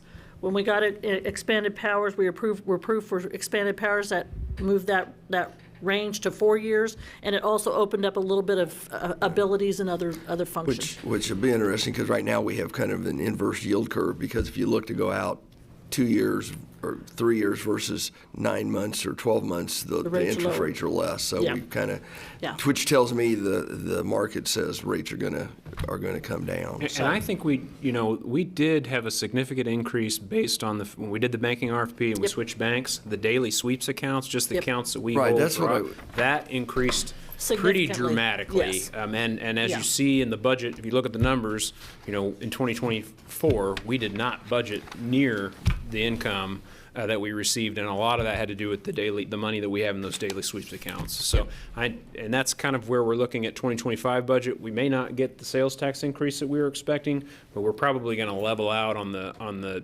interest Investment income, yeah. particularly because of the daily sweeps. Right. We'll see that money kind of go up, and it should. What we're thinking is it'll probably put us right about where we thought we were going to be at the end of the year, even though they're in different areas than what we thought. But even like when we started this. for example, the $5 million that we transfer to set aside to take out of the general, we still will receive interest income on that. Will Yes, that because go- we haven't spent it yet. We're Right. just- So will that go back into the general fund, the interest on the $5 million? It will. Okay. The other question I had, like back on page 16, I know we're running out of time. That's the special parks and rec. We have a target balance of about 50,000. We have about 800,000 in that fund. Yep. What are the plans on spending that, or So that fund is primarily, that's the playground fund. So generally, we use that for playground replacement. And so what we've been doing is we have a plan that's got playgrounds out for the next 29 years or something like that. And so there's a time where we'll build that up for a few years, purchase a big playground equipment, it'll drop it back down, Yep. and then we'll get back on the schedule. So I think we've got, I don't know what the time frame is in front of me, but I think we've got a big one that we're trying to do here I in the think near in future. 26 there's a big one, or And two then of them. it'll drop it down. And Yeah, Jeff, also on that special parks and rec, didn't at one point, is this the fund that we were never really building that balance? We budgeted, but if we didn't spend it, it just kind of rolled into, what fund was that? No, We that kinda- was a sales tax capital fund. Okay, is that, Because we had it dedicated out there and we weren't spending it, so it was just kind of rolling into everybody right, else's but fund. now we have the fund. We separated Okay, that out. That's the one, okay. And that's the I reason knew we we did it. separated one out, and I Yes. couldn't remember which And one we it was. retroed that transaction to give them where they should have been. Okay, Yeah. thank you. So just real quick, I know we're running up on time. The schedule is going to be a little bit different this year than what we've done in the past. We don't have as many meetings as we had last year when we were going through the budget cycle, but we don't feel like at this point we're going to need to have any special meetings or extra meetings. We think we can get it done. It's actually helpful, the timing. We have one meeting in May, and that pushes the second meeting in May to the first meeting in June. So we'll have 3 meetings in a row in June, or there'll be 2 meetings in a row and then a week off and then another meeting. And we think that we'll be able to get through everything during those meetings. We won't have to have any special meetings to get through the budget process. So that's our plan. That could change, but at this point, we feel confident that we can get through it with the allotted time that we have currently. So. Thank you very much. Well done. Thank you. Finance are in good hands. And when we take into consideration the budget, we'll take in the child care request and all those. You have that written down, so, okay, perfect, thank you. All right, well, we'll resume our meeting at 4 o'clock. Thank you.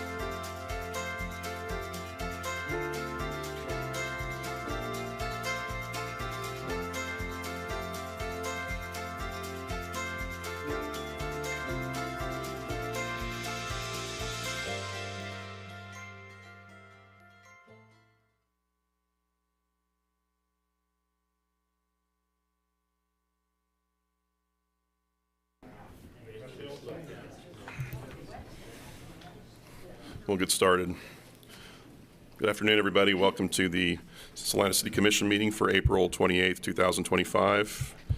And we'll call that to order, and I'll ask staff if the confirmation that the Kansas Open Meeting Act notice has been properly provided. Yes. Thank you. On to roll call. Mayor Linkowitz, Here. Commissioner Davis, Here. Commissioner Hoppeck, Here. Commissioner Ivy, Here. Commissioner Longbine. Here. Okay, all that are able, please stand for the Pledge of Allegiance and moment of silence.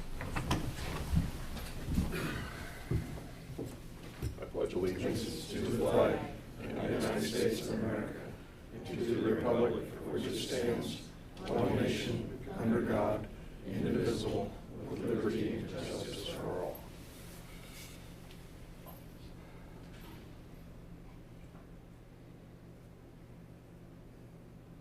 You may be seated.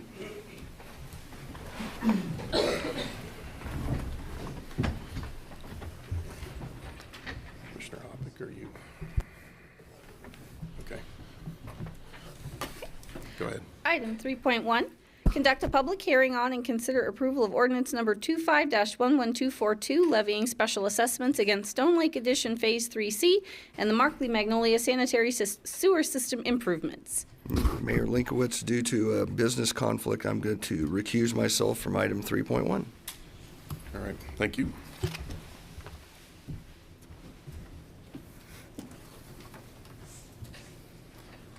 Ms. Pack? You have to open the public hearing first. I'll get there, thank you. So we'll officially open the hearing. The item before you is a public hearing on special assessments to be bonded this year for Stone Lake Addition Phase 3C and Markley Magnolia sanitary sewer system improvements. The purpose of the hearing is not whether the special assessment should be levied against the properties. It's rather the consideration is whether the final costs have been properly calculated and distributed as noted above.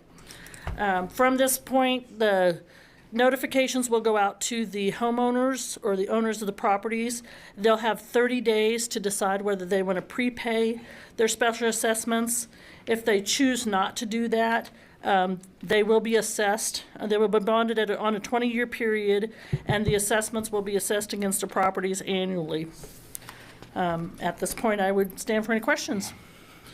Thank you very much. Any questions for Ms. Pack?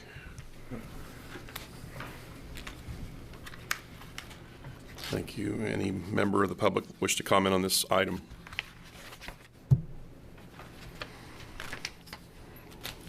Yes, I would. We can hear you. Go ahead. Okay. My name's Dawn Hilty, and we own a small section, and we're wondering, how do we dispute the charges? We don't feel that they apply to our piece of land.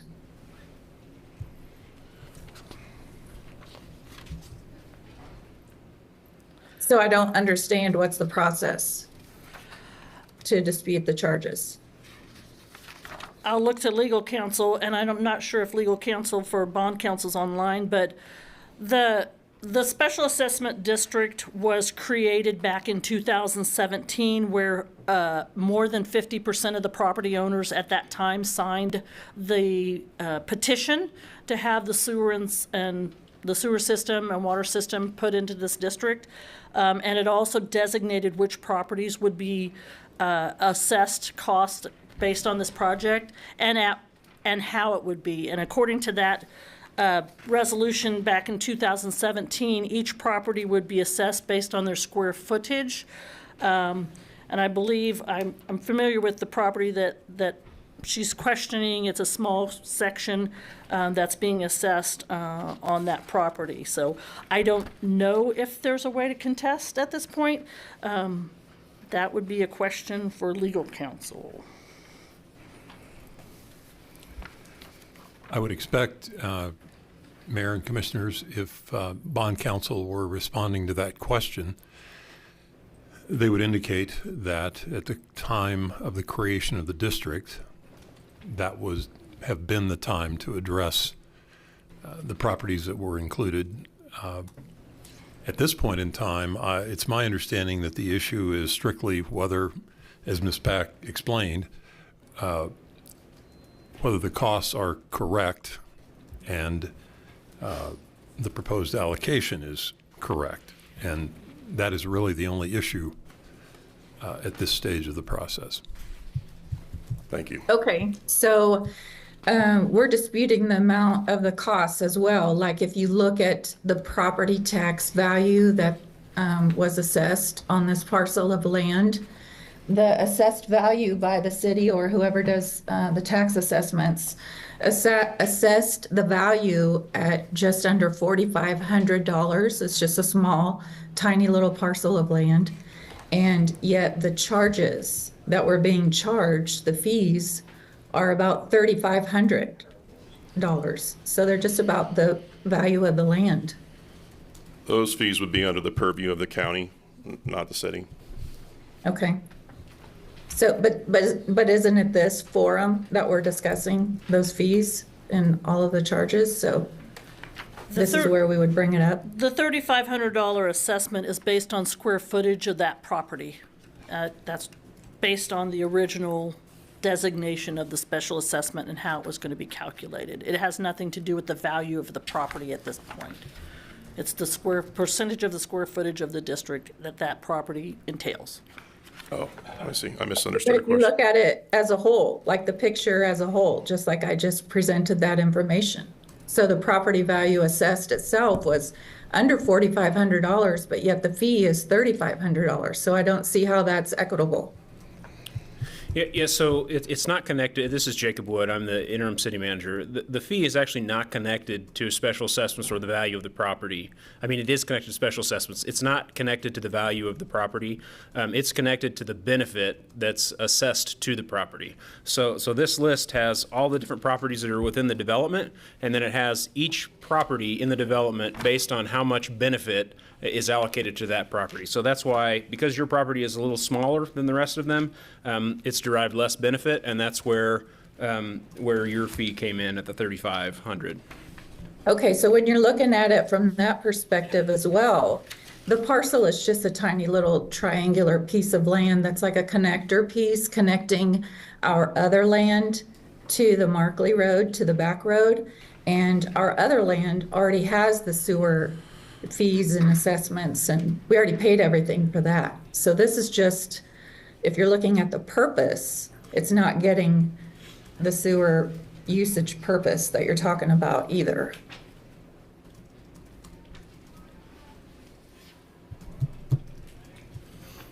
Did I explain that? Okay. Is this parcel a buildable lot? Not by itself, no. The sole purpose of the lot is to connect the other land to the Markley Road. There's no commercial value, there's no marketable value to it alone. It wasn't purchased with the original land. Our parents purchased it separately, subsequently, so that they could connect the original parcel to Markley. According to the documentation, this particular parcel is 18,685 square feet of the full benefit district. So therefore, that portion of $3,584.23 was applied to at the percentage of that 18,000 square feet is the size of that parcel. All right. Thank you. The reason this was not disputed earlier was because, well, my dad refused to sign the papers. And so evidently there hadn't been a time set up to dispute. And now that my mom and dad have passed, then now is when the city's bringing it up.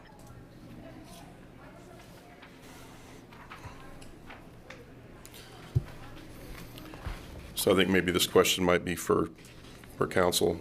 Are there circumstances where there are parcels that are exempt from this, or is it just pretty much a set formula where it's this number of square feet on the lot and that's just kind of how it is? Or maybe that's a question from Ms. Pack. Well, as Mayor, I think, and Commissioners, I think the reason you see Ms. Pack and I looking at each other and not anticipating this question, I do think the allocation, the lawful allocation of benefit is critical to every aspect of the ultimate bond issue as well. And that's why I think neither of us are comfortable speaking for bond counsel at this point in time. I suppose if to give further resolution potentially for the governing body and for the caller, and I'm looking to Ms. Pack, I could certainly try to reach out to Mitch Walter at Gilmore and Bell if you wish to continue the public hearing until later in the meeting, which would certainly be in order in that it was commenced at the appointed time. Could I ask a question that might be part of that? Plain devil's advocate, if that property, the 2 parcels or 3 parcels were sold in the future, that small triangular parcel will then derive benefit if someone wanted to build something larger that included that parcel. So you wouldn't be able to then come back later and, I'm assuming, ask for. No, I mean, once an the special assessment. assessment is set, it follows the property. Well, and if it's documented properly on the contract that was signed pertaining to that property, then to me it's not, I mean, the discussion we're having is not really relevant, because if it's been disclosed that it's part of this benefit district, then you can expect, some assessment in the future, then it's really kind of a moot point. So it seems like something that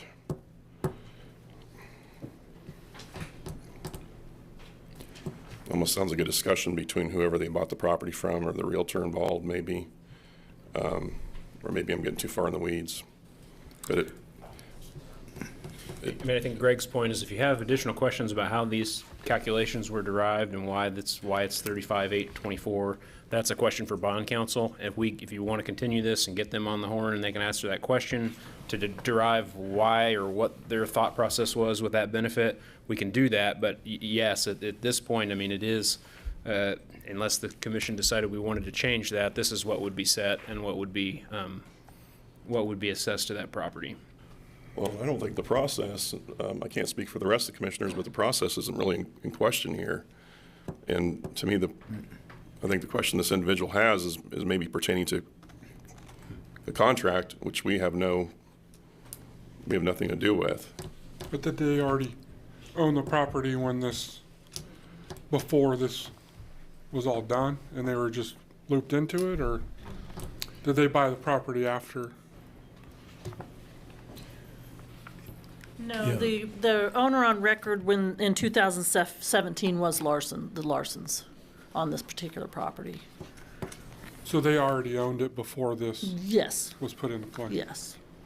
And the statute says that if 50% more of the owners sign the district, then everyone's looped into that district, basically. So where I'm going is I don't know what's to be gained by consulting with bond counsel at this point. It seems pretty straightforward as to how this formula works. The property in question is in that district. I mean, it seems like we need to move forward, in my opinion. No, I understand your point, Mayor. It was strictly whether that would add to the explanation, both for the caller and for the council or commission as you. I'll ask the rest of the commission if they think there'll be any benefit gained from waiting for bond counsel. My line of reasoning was similar to yours. Plus, there is future potential value to that property. And that's where I'm going, is I see potential of selling that parcel if it's no value and to paying this assessment. And Well, if it's within the parameters. It may be a value to another person. Okay. I think is there any other member of the public that would wish to comment on this item?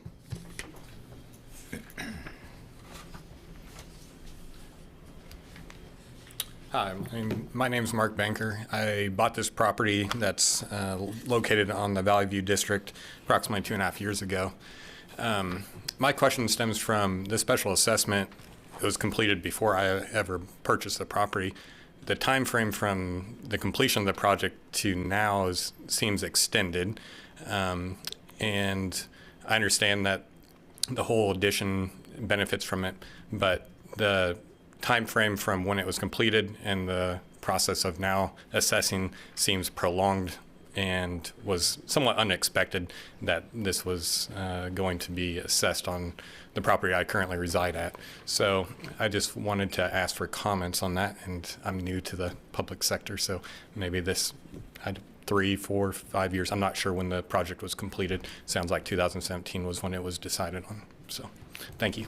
Thanks. And one more time, how long have you owned your property? Approximately 2.5 years. Okay. And I was just going to mention, the original resolution was recorded with the Register of Deeds in 2017, so that lien should have shown on those properties as they were purchased after that date. okay, thank you. And that's And Martha, maybe if you want her to explain the time delay, could do that. So anyone buying these properties should have been aware of the assessments that were coming. yeah. Well, and I understand the delay, but it's really not. I think in this particular circumstances, it's really not relevant. The bottom line is, when you purchase the properties in this district, it's documented that this is on the table and will be, forthcoming in the future. Just not a preset date, but when certain parameters are met, and we're here. And but I'm assuming that both parties that have commented, if they look at their documentation, they're going to find evidence of this. And sorry for the inconvenience, but it's probably in there. And if it's not, that might be a conversation with whoever you bought it from. But as far as this room goes, I think we just need to move forward. So, any other member of the public? Well, I will officially close the hearing and bring it back to the commission. Mayor, I move we approve ordinance number 25-11242, levying special assessments for improvements for Stone Lake Addition Phase 3C and Magnolia Markley sanitary sewer system improvements for a period of 20 years. Second. All right, we have a motion and a second for approval of ordinance number 25-11242, levying special assessments for improvements for Stone Lake Addition Phase 3C. And Mark. Can I ask a question? I was just trying to saying that Dawn's been trying to talk, but someone's not unmuting her. So I didn't know if that was because we were still had a conversation going. So I just jumped in because mine did unmute, but hers is not being unmuted. Well, we've closed the public hearing. Mine just unmuted just now. I just wanted to add, when one of you, I think it was the mayor, was talking and you said that the whole basis of these charges is, there was this lawful allocation of benefit for the assessment of the charges. So those words right there, we don't have that lawful allocation of benefit doesn't apply to this tiny little triangular piece of land. Like, we're already in this other sewer. I would suggest that you look at your documentation on the property, because we're not in a position to get into the details and nuances of your contract, and respectfully, we're not going to hold up this project based on your dispute. You're just going to have to do your homework, so to speak, and see if it's been documented or not. And frankly, if it's on the documentation as it should be, then that's just kind of how it is. It's part of this district, and that should have been disclosed when the property was purchased. So again, I'm not going to have a discussion about, we need to just, we're not going to gain anything from this discussion. We've closed the public hearing. and we need to get on with our business. And respectfully, I don't think you're going to get the resolution that you're looking for with this conversation. So thank you, but we're going to move on. So we had a motion and a second. I'll read that again. Approval of ordinance number 25-11242, levying special assessments for improvements for Stone Lake Addition Phase 3C and Markley Magnolia sanitary sewer system improvements for a period of 20 years. Those in favor say aye. Aye. Aye. I'm sorry. Actually, we need to do roll call vote. My mistake. So roll call vote, please. Commissioner Davis? Aye. Commissioner Ivy? Aye. Commissioner Longbine? Aye. Mayor Linkowitz? Aye. Passes 4-0. Let's get Commissioner Hoppick back in here, please. And on to the consent agenda. Item 4.1, consider approval of the minutes of the meeting of April 14th, 2025. Item 4.2, consider approval of resolution number 25-8289, appointing members to the library board. Item 4.3, consider authorizing the city manager to execute agricultural leases for 4.5 years for city property located at the municipal solid waste landfill and on Marymount Road. Item 4.4, consider authorizing the city manager to execute a contract with Olson Inc. of Nebraska for coating inspection services for the water tower maintenance project. Item 4.5, consider authorizing the mayor to execute amendment number 1 to the Kansas Public Water Supply Loan Fund project number 3185 with the KDHE to lower the repayment and move the repayment date.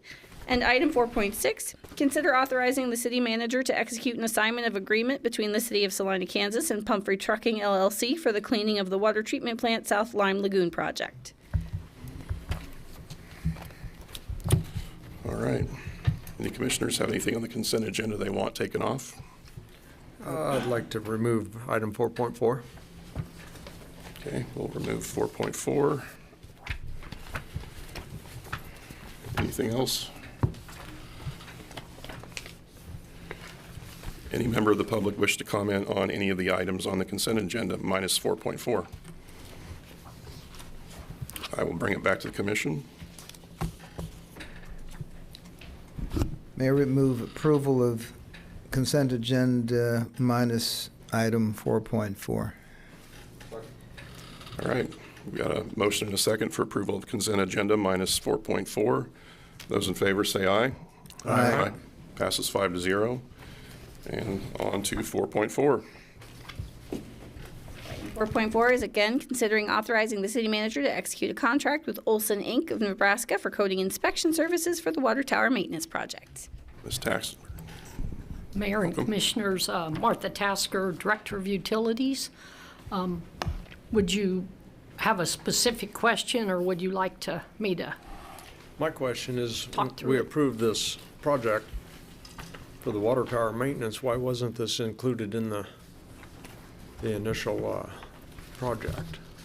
The initial construction project was for painting the water towers. This is for specialized individuals to come in and inspect the paint on the tower to make sure that it is installed and all of the work is done per our plans and specifications. So typically that's by another party than the party that's painting the tower.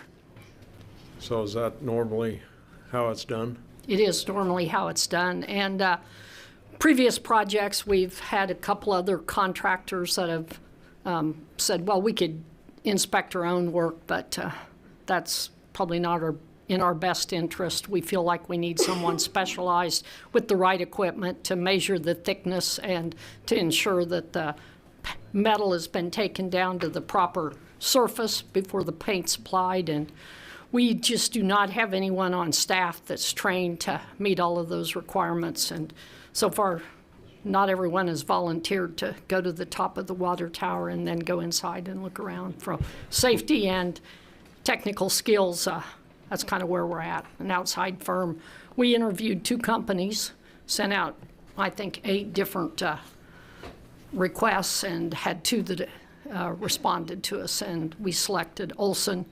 They have a lot more certification than the other company did, and has inspected a lot of water towers in different locations, from large towers to small towers. Okay. I guess, it's just a surprise for me to see another $70,000 added to the, Yeah, it was in our 2025 or part of our budget, but we had planned for hiring an outside company. And when we brought the staff report through for the painting, we noted that there would be an additional cost for the inspection down the road, so. so they'll inspect all throughout the project? Yes. Not just when it's completed? No, they'll be inspecting to make sure the surface on the metal is appropriate, and we have some maintenance items, welding and work that'll be done. They'll inspect the welds and all of those types of pieces to make sure they meet our plans and specs. Okay.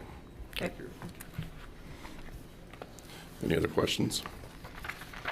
Thank you. Any member of the public wish to comment on item 4.4? And I'll bring it back to the commission.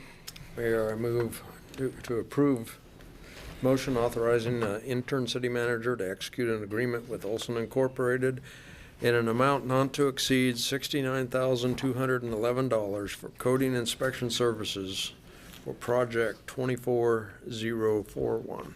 Second. Okay, we have a motion and a second executing an agreement with Olson Incorporated, a Nebraska corporation, for coding inspection services for water tower maintenance project number 24041. Those in favor say aye. Aye. And that passes 5-0. On to administration. Item 5.1, consider approval of resolution number 25-8290, authorizing amendment number 2 to the Community Improvement District Development Agreement with HPSA LLC and authorizing an extension of sales tax exemption. Sean Hennessy, Assistant City Manager. Commissioners, what you have before you is Resolution 258290. I'll go over a little bit of the background of this project and then what the net effect is for this proposed amendment. In 2018, the City Commission approved the creation of a CID district. If you could pull up that image of it. This will show you where this CID project is within the red lines. At that point in time, the CID was envisioned to have 2 hotels on it. There was only one that has been constructed, and essentially what this CID does is there is a 2% surcharge which is allowed, and then that is paid back to pay for improvements within that district. The original Comfort Inn was built and has been in operation. The CID was authorized for 23 years. It's up to July 43 is when the CID would cease to exist. Mr. Bacta and HPSA were, for a variety of reasons, one being originally this is located within a floodway. That's not a floodplain, this is a floodway, which makes it even more difficult to build there. So he had to get a no-rise certificate. Since this was back in 2018 also, he had that little thing called COVID come up, so that caused some pretty significant delays.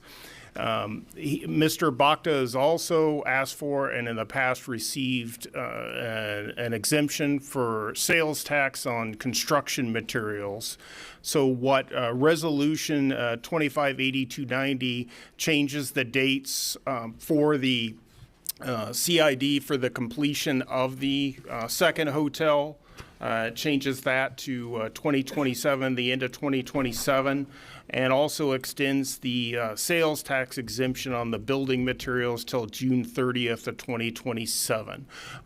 Those are the two benefits that are provided in order to encourage the development of this parcel.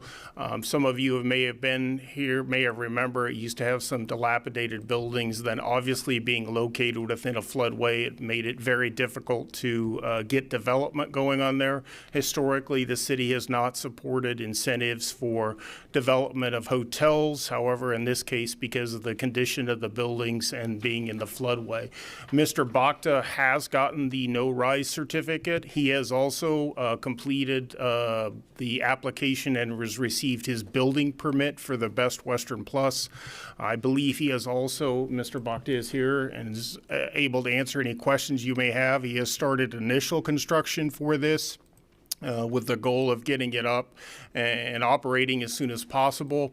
The CID, he'll only be able to collect the 2% surtax on the new hotel after it comes online. There will not be any retroactive collection of those 2% receipts. So if Mr. Bacta would like to come up, and if you have any questions for him, or he can answer those for you. Good afternoon, sir. Commissioner, how are you? My name is Mr. Bacta. I am the developer over there on 9th Street, where HPSA LLC, we are looking to move forward with this project. This is a general contractor, Reed Brown. If you have any questions, we can answer. All right. Does the commission have any questions for Mr. Bacta? I don't have a question, but just more of a comment. I remember that area before you bought it, and so far the improvements you've made have been tremendous, and I, for one, appreciate them, and I look forward to what this project brings. Sure. Any member of the public have any comment on this item? I think we're good. Thank you. Thank you very much. And I'll bring it back to the commission. Mayor. Mayor Linkowitz, I move we approve resolution number 25-8290, authorize amendment number 2 to the Community Improvement District Development Agreement that would authorize an extension to December 31st, 2027 for completion of the Best Western Plus, and authorize an extension of the sales tax exemption to June 30th, 2027. Second. Okay, we have a motion and a second for approval of resolution number 25-8290, authorizing amendment 2 to the Community Improvement District Development Agreement that would authorize an extension to December 31st, 2027 for completion for the Best Western Plus, and authorize an extension for the sales tax exemption to June 30th of 2027. Those in favor, say aye. Aye. Aye. Opposed, same sign. Nay. So we've got 4-1. 1252. Item 5.2, consider approval of resolution number 25-8288 and ordinance number 25-11241, setting towing fees and clarifying towing requirements for private tows. Mr. Hennessy. Commissioners, Sean Hennessy again, Assistant City Manager. What you have before you is 2 resolutions. This is Resolution 25-8288 and Ordinance 25-11241. What these do is, under the city code, the city executes an RFP process for towing services within the city. There is then one towing company which is selected from that. And if additional towing companies agree to adhere to the standards set out in the code and the rates established by that RFP winner who was selected, then they are allowed to go into what's called the rotation as far as towing services. What the ordinance does is essentially codifies these new amended rates, which is based upon this RFP response. Additionally, Resolution 25-8288 updates the comprehensive fee schedule to reflect these rates also. Additionally, another item that the ordinance clarifies is there's been some confusion amongst some of the towing companies in the past, although I believe we've clarified this as far as what the requirements are for what's called a private tow. And a private tow is essentially what happens when, for example, if your vehicle doesn't start on your driveway and you want to have it towed, or in other cases where the police department or no one else is involved. And this clarifies that under the Kansas statute, there are 3 requirements: the maximum rate, and then to provide the owner of the vehicle access to the personal property, and then that they have to report the tow within 2 hours. And that's just for these private tows. This would not be the same as if it were a tow which the police were having to impound the vehicle, or for a code violation or something else of that nature. So that's what these this resolution and ordinance do is it essentially updates the code amounts to what came out through the RFP process.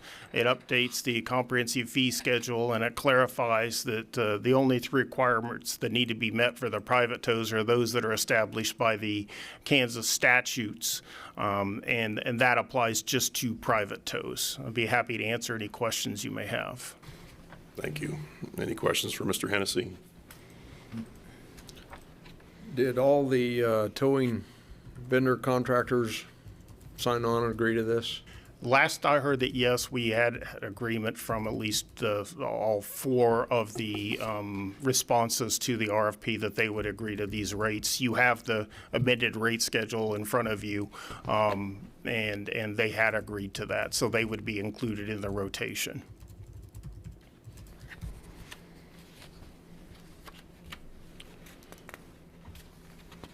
Any other questions?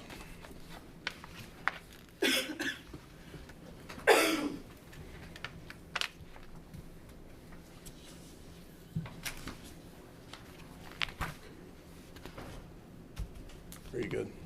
I agree. All right. Yeah. Any member of the public wish to comment on this item? I'll bring it back to the commission. Mayor Linkowitz, I move we approve resolution number 25-8288, providing for the adjustment of rates for towing vehicles and other towing services. Second. We have a motion and a second. Do we need to include that as an ordinance as well? No, we'll do it separately. Okay. Next. All right, so approval of resolution number 25-8288. All those in favor say aye. Aye. Opposed, same sign. That passes 5-0. Mayor, I move we approve ordinance number 25-11241. Second. We've got a motion and a second to approve ordinance number 25-11241. And a roll call vote. Commissioner Davis? Aye. Commissioner Hoppick? Aye. Commissioner Ivy? Aye. Commissioner Longvine? Aye. Mayor Linkowitz? Aye. Okay, on to 5.3. Item 5.3, consider authorizing the mayor to accept the Kansas Promise sculpture donated by former Governor Bill Graves and wife Linda Graves into the public art collection and authorize its placement at Lakewood Park. Mr. Anderson. Good afternoon, Mayor and Commissioners. I'm going to share the microphone with Crystal here in a minute to give you the details of this request, but I thought it'd be important to share a little bit about how we got here. Last December, I got a call from former Governor Graves asking about our interest in possibly receiving a sculpture that they were not going to move from the East Coast to a home in Kansas City. And he sent photos of the piece, talked about how it came to be, and to give you that context, the artist Linda Graves took on some improvements at the state capitol during their tenure in Topeka, or in the governor's mansion and on the grounds. And one of the things they did was commission a work of art for the grounds at the capitol. And as their term ended, they were so captivated by the quality of the work and the finish, and the artist made the piece to be able to be cast up to 5 times, and then the mold is broken and no others are made. And so they commissioned a second casting of the piece to take to their home when they relocated to the East Coast, and they've had it out there since about 2004. It's in exceptional shape. It's a beautiful piece. He gave it without any condition. He said he had any place that the city of Salina would find to place the work, he'd have a story about, having grown up here. And he didn't want to put stipulations with that. And but he said, because of the reputation of the arts in your community and all of the things that are happening, we thought it might make stronger, more positive impact in Salina than it might in other places that we could gift it. And so I'm going to have Crystal share a little bit about the details of the public involvement up to this, and then leave it to you of whether you'll receive the work. Mayor, Commissioners, I'm Crystal Hammersmith, the Salina Arts and Humanities. And I appreciate Brad kind of setting the stages to how we got here with this sculpture that we have. It is a pretty significant piece, and again, as Brad said, it's in very good condition. This is it's 6 feet tall, weighing in about 800 pounds, so this is a pretty significant gift that we're possibly receiving. Following sort of the goals both of the Community Art and Design Committee and the Arts Commission, thinking about areas in our community that don't have artwork currently as we're expanding beyond the downtown, we looked at different areas. We considered Indian Rock Park, really thinking about vandalism, the safety of this. It's just a large piece for installation also. So with Jeff Hammond, Parks Department, and the CAD Committee, evaluating locations, we ended up on the north side of Lakewood Park.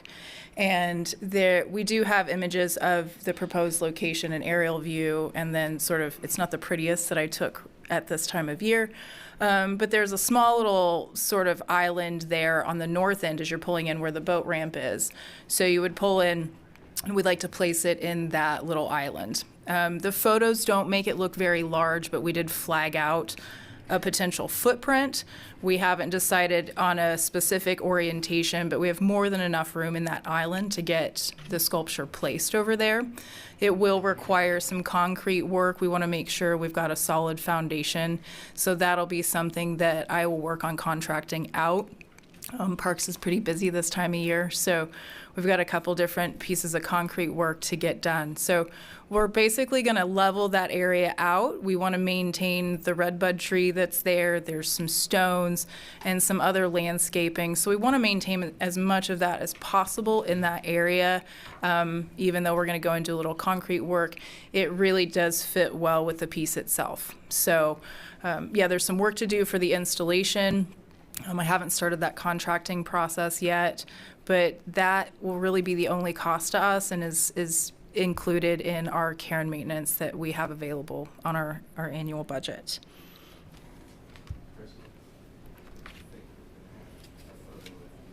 It was like we had the images, if we wanted to show the images of the sculpture, were in the first attachment, and then attachment or item 2 is the placement reference.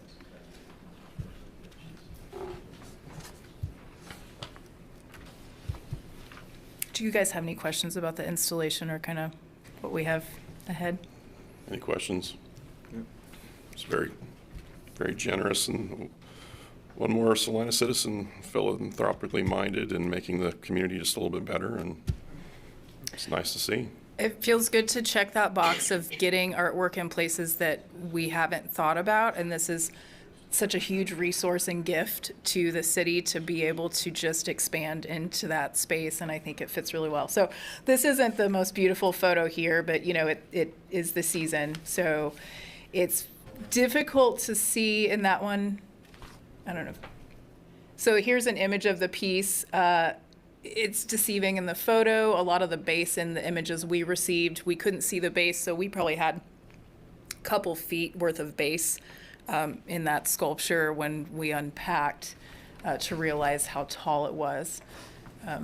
Yeah, so it looks small, but we did flag out, and I would say the base of this sculpture, even as significant as it is, maybe takes about a third of that little island there. So we will probably orient the figures facing east or west, so if people are taking selfies or getting a shot, you've got greenway sort of behind or in front of it. We're not looking towards the boat ramp or Great Plains on the other side, so we'll think about that, and we'll work with the contractor and Parks directly to get it all figured out. All right, thank you. Okay, so this is an image, and like I said, behind all of that greenery at the bottom is hiding probably 2.5 feet of what that sculpture is. Yeah, so without a human beside it. But these are life-size. A piece that Brad didn't mention, the girl is the Graves' daughter, and then the boy was modeled after a neighbor of the artist, the sculptor of this piece. So these are very specific portraits. It's a really beautiful piece. So. Thank you again. Any member of the public wish to comment on this item?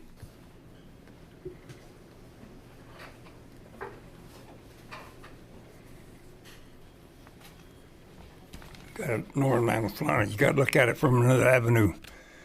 For what that thing weighs, and you've been having thefts of metal here in the city of Salina, that thing's worth a lot of money, scrap. You better look at it that way, because you just had a bunch of copper stole here.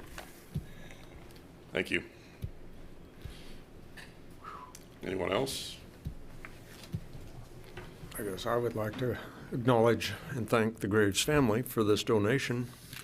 It's a very personal piece, and it's coming back to their home, so. It's very commendable, very generous. Bring it back to the commission. Mayor, I move we approve the acceptance of the Kansas Promise sculpture into the public collection and placement at Lakewood Park. Second. Excuse me, second.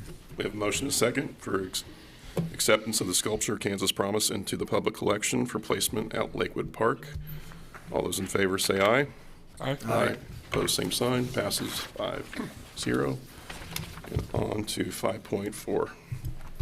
Item 5.4, consider approval of a recruitment brochure prepared by Government Professional Solutions to use in the city manager search. Ms. Fisher. Good evening, Mayor and Commissioners. You were provided a draft copy of the recruitment brochure developed by GPS. The message was provided from the consultant assigned to this as well, and I believe he's planning on attending the meeting via Zoom. The only thing that I would add before I turn this over to him for any feedback or discussion that you would like to have with him is just a thank you to both our Arts and Humanities Department as well as the Salina Chamber and Visit Salina for contributing some of the photos that they were able to use. Very good.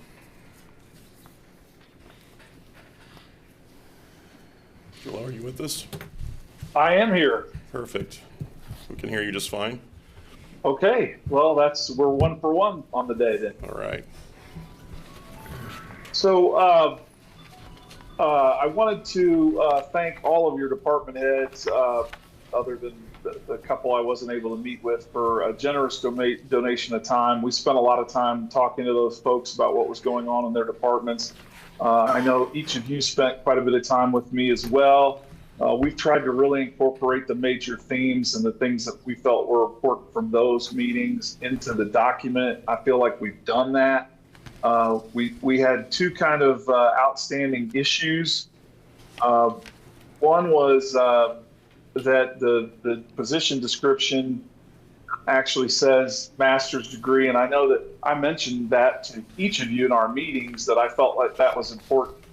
I felt like it justified, the position justified that level of education. However, when I was putting the brochure together and as I was doing ratings on another city's finalists, I found a lot of candidates that may have 20 or 30 years experience, but may have only started in the business with a bachelor's degree, necessarily have a master's degree in public administration. And so I purposely left it at bachelor's simply so that we could have a brief discussion about if the master's is something that on the position description that we want to incorporate into this, that's fine, and I'm fully supportive of that. But you know, we do get applicants sometimes that are non-traditional, that may have gone a military route and have done, you know, garrison commander type work. They don't necessarily have an MPA. They might just have a BS or a BA or something. And so I just wanted to leave that out a little bit. It doesn't matter to me. I don't think we exclude a ton of candidates that would be capable of competing for this position. But it might exclude one or two here and there. So you just never know. And so, so I had left that kind of as an open question simply because I hadn't really talked in depth with each of the commissioners about that in our discussions. I kind of just assumed we'd do the MPA and that would be fine. But so I did want to throw that out there. And that's really all the additions that I need to make is just upgrading that to the masters if that's something that the group is that they think it's we're comfortable with that. And then the other point that Natalie brought up to me was that the language in the minimum 5 years of responsibility could be as a city or county manager or as an assistant county deputy of a larger city, that could be more restrictive for those that might have 5 years as an assistant and might be wanting to move up. And so my thought was we would just add the language minimum 5 years progressive responsible management supervisory experience as an assistant or city county manager, and then leave the rest of that paragraph alone. So those are the only two outstanding issues that I wanted to make sure that we got some clarity on, and I'm happy to make any amendments or any additional amendments that the commission might deem advisable at this point. All right, very good. Thank you very much. And we could bring it to the commission and start that conversation. Should we start with that education requirement? Yeah, was the master specified in any particular discipline? The way when it was inserted? I can go look. Oh, okay.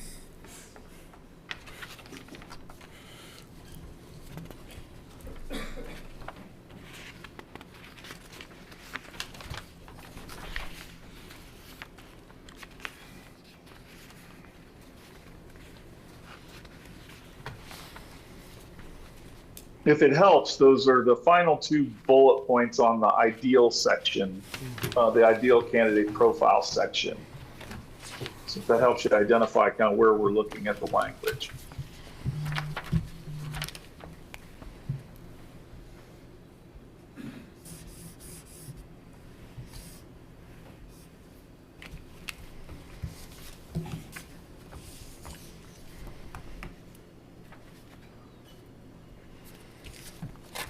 And I will preface this by saying that this could be amended or revised as you see fit, but the current position description starts out with the minimum education, training, and experience requirements of master's degree in public administration or related field. I personally think it seems like a reasonable change. So I think there's a lot of times that professional experience definitely can supersede educational years.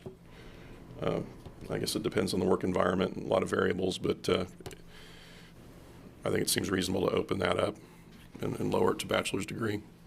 Or we can place that as bachelor's degree, and if you would like it listed as preferred, I was going to say, a lot of times we can do that, but not require it. A lot of times you see, master's degree preferred or the IMs, they say preferred in a lot of cases, but it doesn't say that's a requirement. I would prefer to have it that way. I can amend that language Yeah. then to make it a bachelor's degree that's required and a master's degree preferred. Yeah, because I would. Usually they say or so many years of service or, because sometimes one outweighs the other. And that's, I guess, once we get the resumes, that's for us to decide. But I don't know if I want to cut anybody out just because they have 20 years of experience, but they do not have their master's.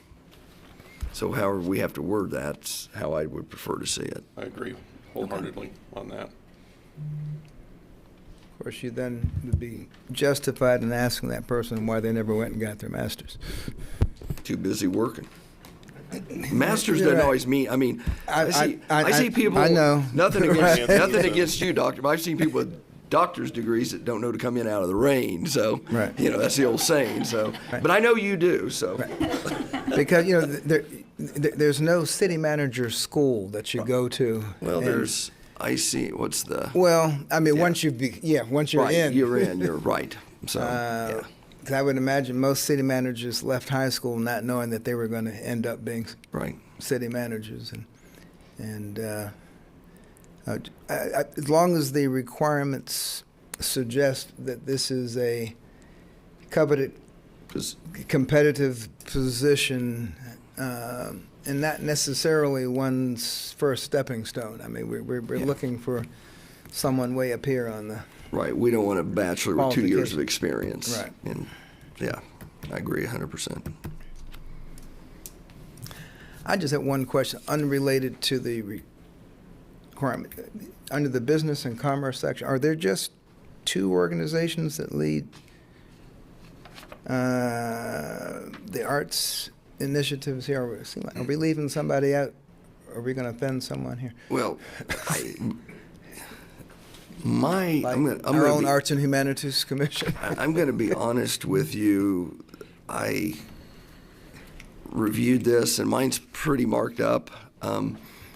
There's a lot of things that, for a while there, I was reading it, and I wasn't sure if I was hiring a Arts and Humanities director or a city manager, to be honest with you.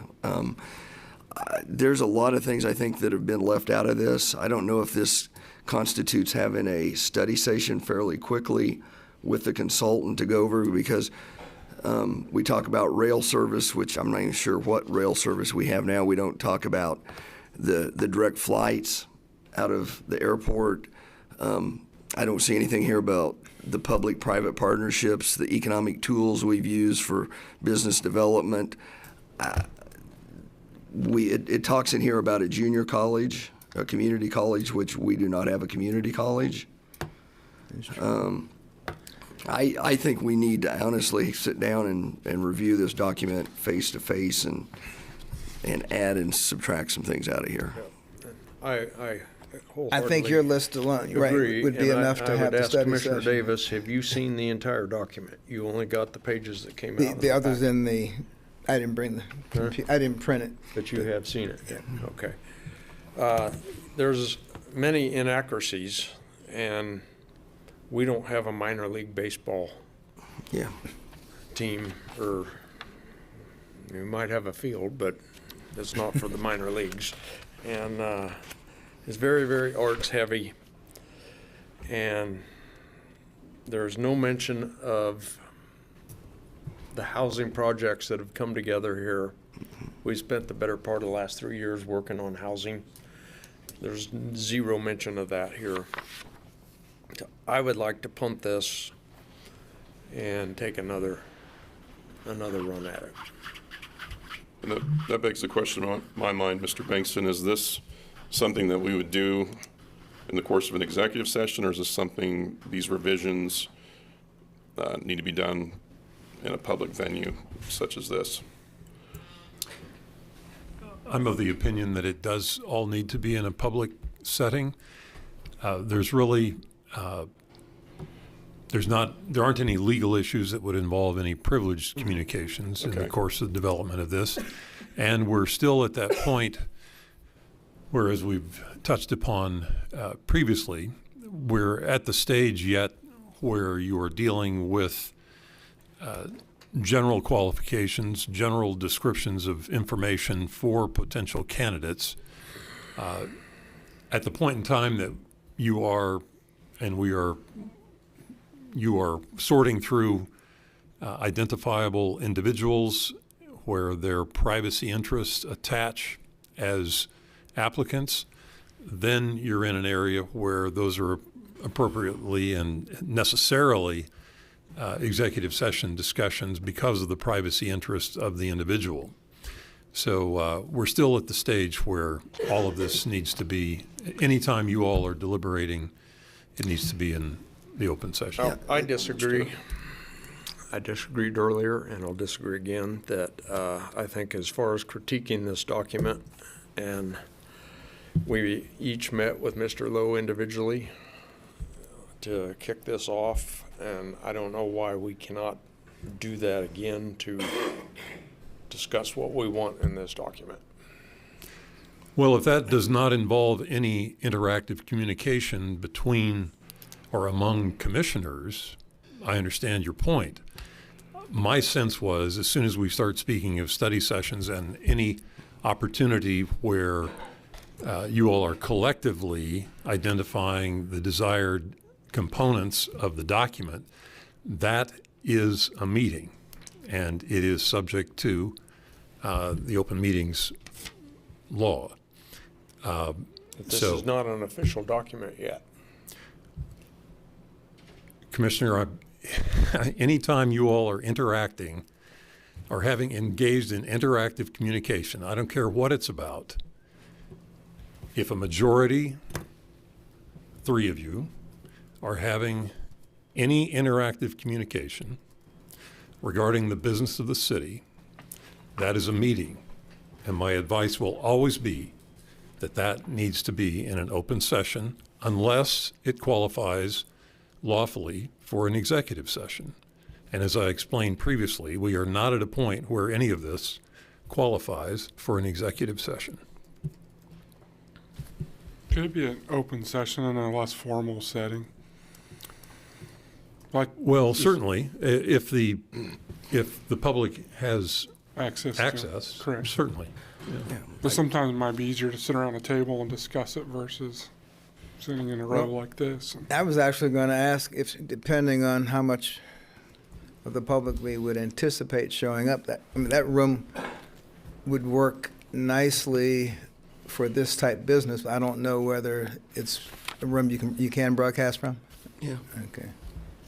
Yeah, as far as this goes, I would prefer to hear what my fellow commissioners have to say, because I might disagree or I might have something to add to it, and vice versa. So I think we should do it together, because somebody may think of something I don't, and I think we need to build the document together.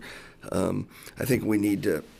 Part of what we need to do is we need to fall back on the strengths, the private-public partnerships we have. I think we need to talk about the good things we've done, but we also need to talk about, our financial. We also need to talk. This doesn't mention that someone's going to have to oversee the $65 million that's going to be used for the Shilling remediation. And so I think there's things that in this document needs to talk about our strengths, but also needs to talk about here are the issues that we may be dealing with as a community. Part of that's, we have the new marketing plan that's coming. We're trying to bring individuals to the community. I think this to me seems more boilerplate than I would like to see. I would like to see a document that speaks much more about the community. Right, and the tools we're already using. Because it talks about communities performing arts center. I take that to be the Stiefel. I would like to call it the Stiefel because that's something they can go out and look at and say, well, we're proud of that. They need to know what it is if a community, if somebody's looking to come to our community. So, an example here are these pictures at the bottom of, I don't have the page numbers, but one of our new fire trucks sitting there with a piece of construction equipment. Well, are they there to put out a fire at a construction site? It doesn't explain that was at a groundbreaking for a new fire station. Yeah. So, I guess I'd look to Natalie and look to our consultant to see if there's a way we could have a special study session here fairly quickly. Absolutely, I'm available at your convenience. I cannot go on May 2nd. Got to attend the funeral, but other than that, I can be there anytime that you all wish, and we'll make the changes you want. So I would just say that some of this information is all we're able to access from the internet. So inaccuracies are sometimes when we pull things off of other sites, sometimes they're not updated. So that's why we do this. Why it's important to go over the document and make sure it's. I would also say that, we're dependent upon the information that we receive from the departments. So if it's arts and humanities heavy, it's because we got a lot of input from that department, and maybe not as much from maybe another. And that's not a declaration that the other departments didn't do their job giving input. It's just that when we sent the information in to be into the format, evidently it's come out a little heavy on that. And the other thing is sometimes you don't necessarily want to. It's difficult sometimes to describe issues in the community that may be perceived as negative. You don't necessarily want to put that in your promotional materials, even though that that you want the person to be able to be capable of dealing with those things. So some decisions have to be made, but hey, that's why we do this, and I'm happy to come, and we'll sit down and add and subtract whatever you want and fix all the inaccuracies and get it turned around. And I look at my fellow commissioners. I don't know if when do we meet again? I don't know if we want to do it on a meeting date or if we want to call a spatial study session and give ourselves a couple hours. I don't want to feel rushed to be up against a deadline if we're not.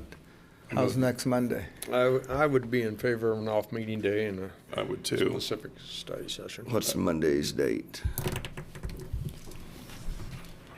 Mayor, at an appropriate time, if I could, I have a question. I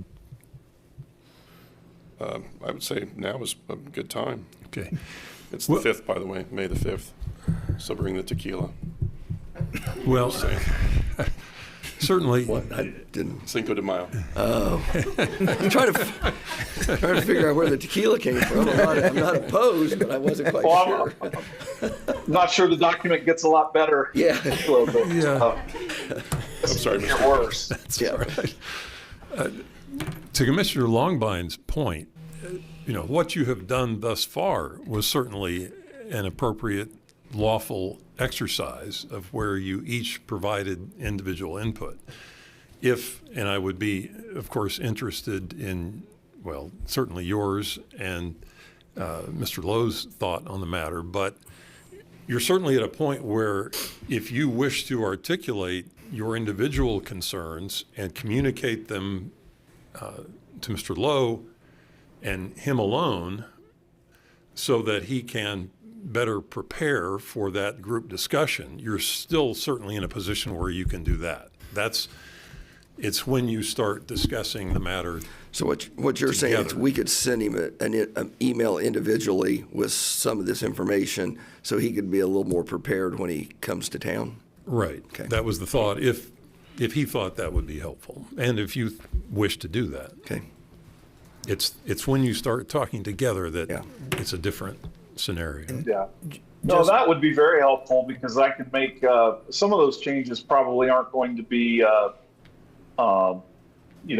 controversial or objectionable to other commissioners. The more kind of administrative or just mistakes or inaccuracies, those we can clean up before I'm even there, and then areas that once I incorporate all of those changes from each of you, then we have the document in a way that you can see how you like it then, and then make any additional changes that you may have together in areas that may not be in agreement. Seems reasonable to me. And I think the context of a study session is more conducive to what we're doing here. I think it should be more comfortable. Should we send our email through Ms. Fisher? I think directly to the source. Well, she's about as close. I mean, just as far as making sure that we know that it got there. I mean, she would be the pass-through, but just so that he only has one person to communicate with. I think, going by Councilor Bringston's advice, that it needs to be one-on-one with Mr. Lowe. Well, it's just as long as you all aren't matching notes, right, as I know you wouldn't. But however you wish to handle it, as long as you all aren't exchanging that among yourselves, is all that matters. Right. Because we may have individual preferences, but it's going to have to be a group document. And sooner or later, if there's something in it that you don't like, you don't want in there, it's going to come out, and it's going to be subject to a group discussion anyway. I would agree. I think that collaborative element's going to be necessary, and again, I think the study session will be more conducive. And I personally think if we send it through Ms. Fisher, I think that would be just kind of another checks and balance. Make sure if there's any inaccuracies or you may catch something that we did not, and just one more set of eyes, and a very capable set of eyes, obviously. So it would be appreciated, just from my perspective. Yeah. Well, do you still have, this to Ms. Fisher, do you still have the brochure we used to hire Jason's successor? Jason? I believe so. Is it possible to send that out? To distribute to you all? Yep. Yeah, because it was a fairly refined document, which I think touched on a lot of the things we're mentioning now.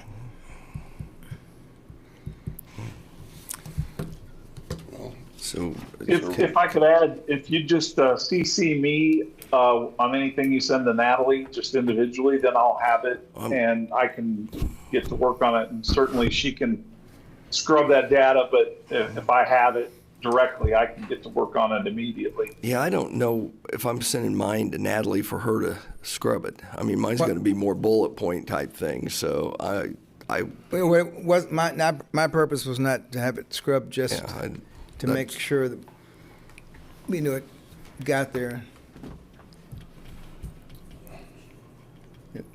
You can send yours through Natalie. I'm probably going to send mine directly. Okay. Oh, my. So you do what you want to do. You can send it to both. And I would rather get a reply directly from Mr. Lowe than he received it, being channeled through Natalie. Yeah. So you will absolutely get a reply from me if I get it. Okay. All right. So let's circle back to May 5th. No jokes this time. What time looks like it'll work for you gentlemen? No sooner than 2 o'clock, but 2 sounds like a good number to me. Or we can do 4 and just, that's our regular meeting time. We can start at 4, and if it takes till 6, 7, whatever, I don't care. Sounds good. I'm good at You 4 at as well. 4? Let's say 4 o'clock. It's our regular meeting time. So, okay. 4 on May the 5th. Okay. And Mr. Lowe, does that work okay for you? Yeah, I'll make it work.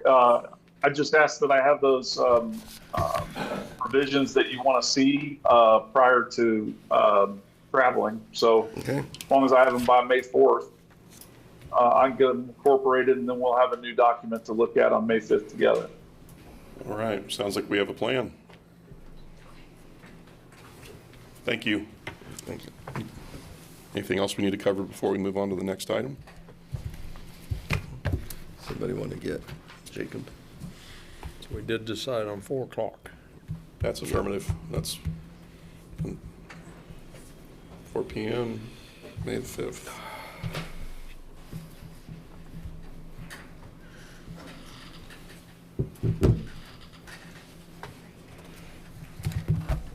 Do we need a vote to not approve it?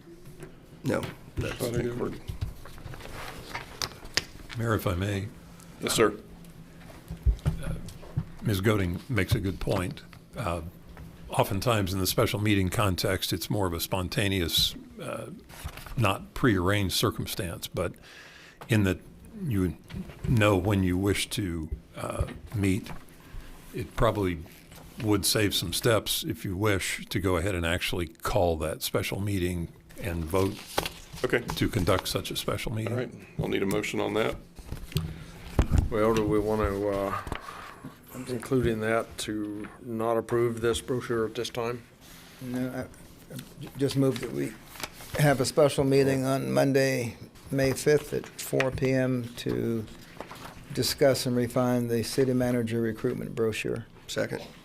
All right. We have a motion and a second. Schedule a special meeting for May the 5th at 4 p.m. pertaining to the brochure on hiring of the city manager. Those in favor say aye. Aye. Passes 5-0. On to development business. Item 6.1, consider authorizing the mayor to execute a power line easement, granting an easement to Evergy across city-owned flood control right-of-way to provide electricity to Great Life Golf and Fitness's irrigation wells. Mr. Andrew. Good afternoon, Mayor and Commissioners. The City of Salina, as the right-of-way holder for some flood control right-of-way directly west of Overlook Estates, is being asked by Evergy to dedicate an electrical transmission line easement. And this was an area of flood control that was acquired in 1960 as part of the levy and channel change relocation. And prior to the city acquiring that property, what was then the Elks Club, now Great Life Golf and Fitness, had 2 irrigation wells and a water pump well on that property, and they are powered by electricity. And in the 1970s, the Veneer family granted an easement to Evergy to run an overhead power line across their property to provide electricity to the wells. Well, when we reviewed the plat for Overlook Estates, it was determined that the existing overhead power line ran through the middle of 3 proposed residential lots. So Evergy has put together a plan to reroute and relocate this overhead power line, and they want to run it across the city's flood control right-of-way, as we've shown on the maps that we've attached. And so this would be an easement that would replace the 1977 easement that was granted by the Veneers.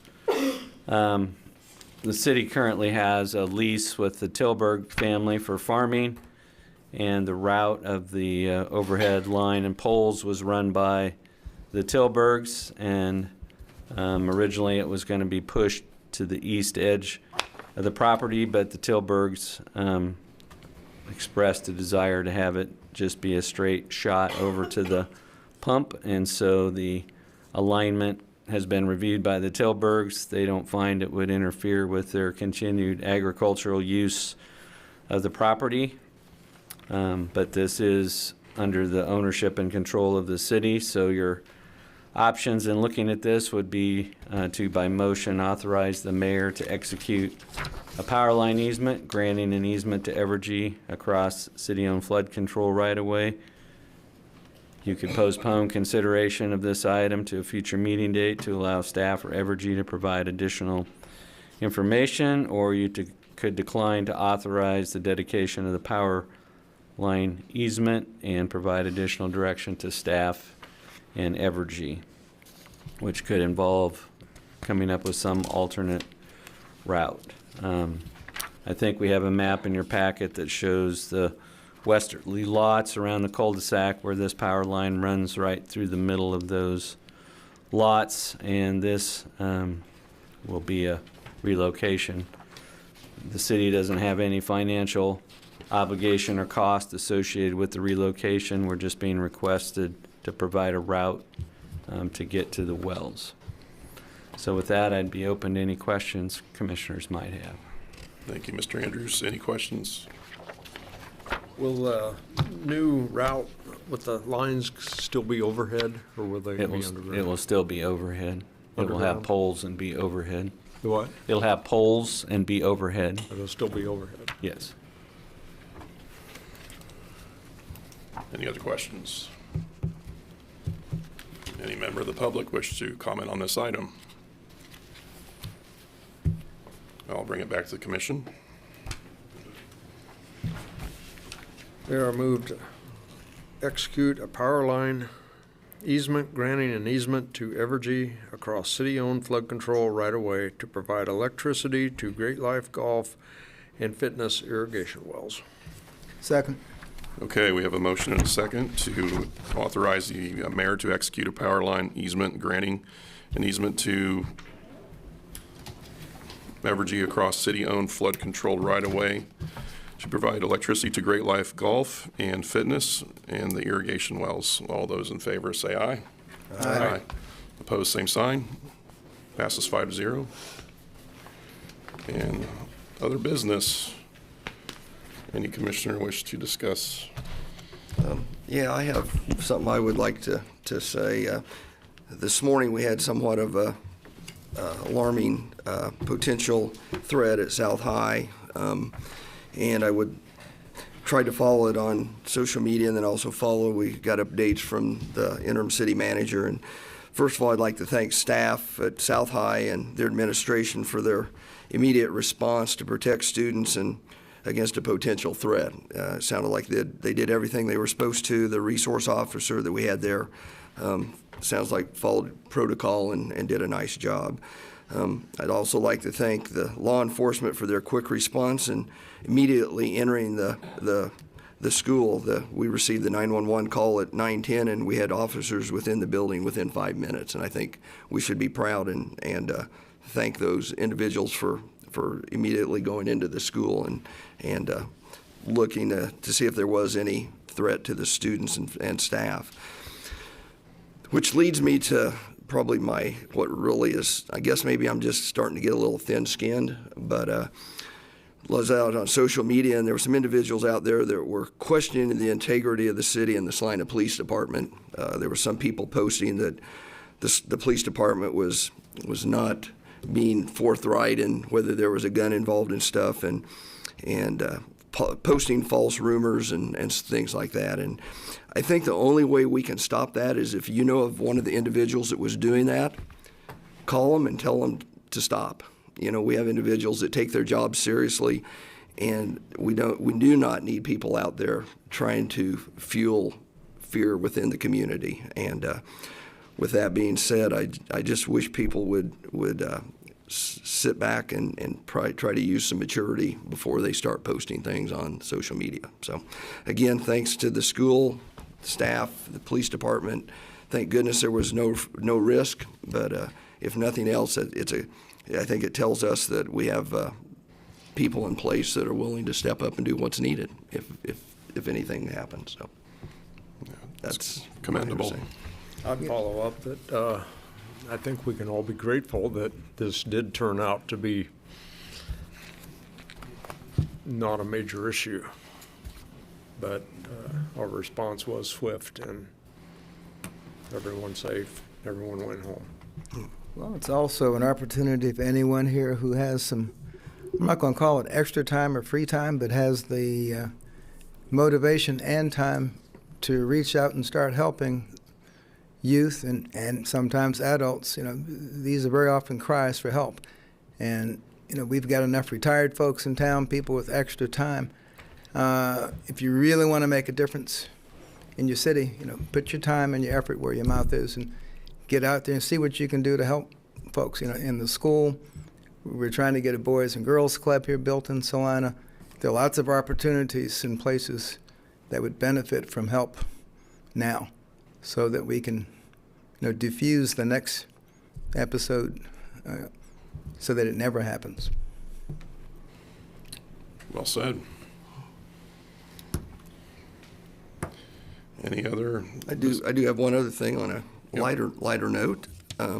Sculpture Tour Salina will be unveiling 24 sculptures from 21 artists from 11 different states this Saturday in downtown Salina at 11 o'clock. So I hope everybody that it's going to be a nice day. I'll come out and see the new pieces of art that are being placed in the community. All right. On to Citizens Forum, please. Keep your comments within the 3-minute timeline.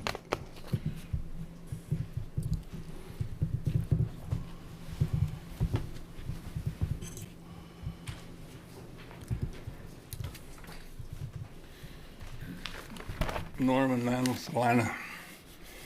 Here's an article in the Western Livestock Journal, and this applies to Kansas. There is a bill in the legislature. You're going to tax, excise tax on everything. Excise taxes on importers, manufacturers, retailers, consumers, and costs can vary depending on a specific tax. They're going to pass it. If you guys would allow commercial wind farms to come through here, just one tower alone, you don't have them, $577,500,000. But you won't let that stuff come in here. Why? What do you commissioners got against that? Wind towers, battery farms, solar farms?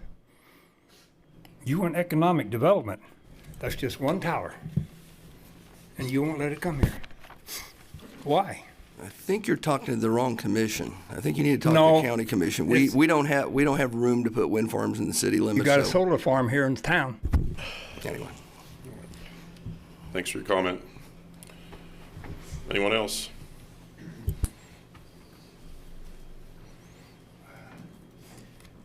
Ben Winholt, Salina. Since we didn't have public input on 5.4, I would like to ask a possibly confusing question, and this could be answered by interim manager or legal counsel. You're talking about Open Meetings Act. I know the rules because I'm on one of the city boards, so I know how the Open Meetings Act works. My question is, or concern is, that I have heard from past commissioners that all of the commissioners meet with the city manager on the Friday before the Monday's meeting in his office. Is that against Open Meetings Act? Because all of the commissioners are together and they're discussing business. We don't meet together. You don't meet together? No. Separately? That is correct. One at a time? Absolutely. That is correct. Yeah, we don't. So that's how you get by for the Open Meetings Act? Then basically it's because you're one-on-one? Yeah, that's within the parameters.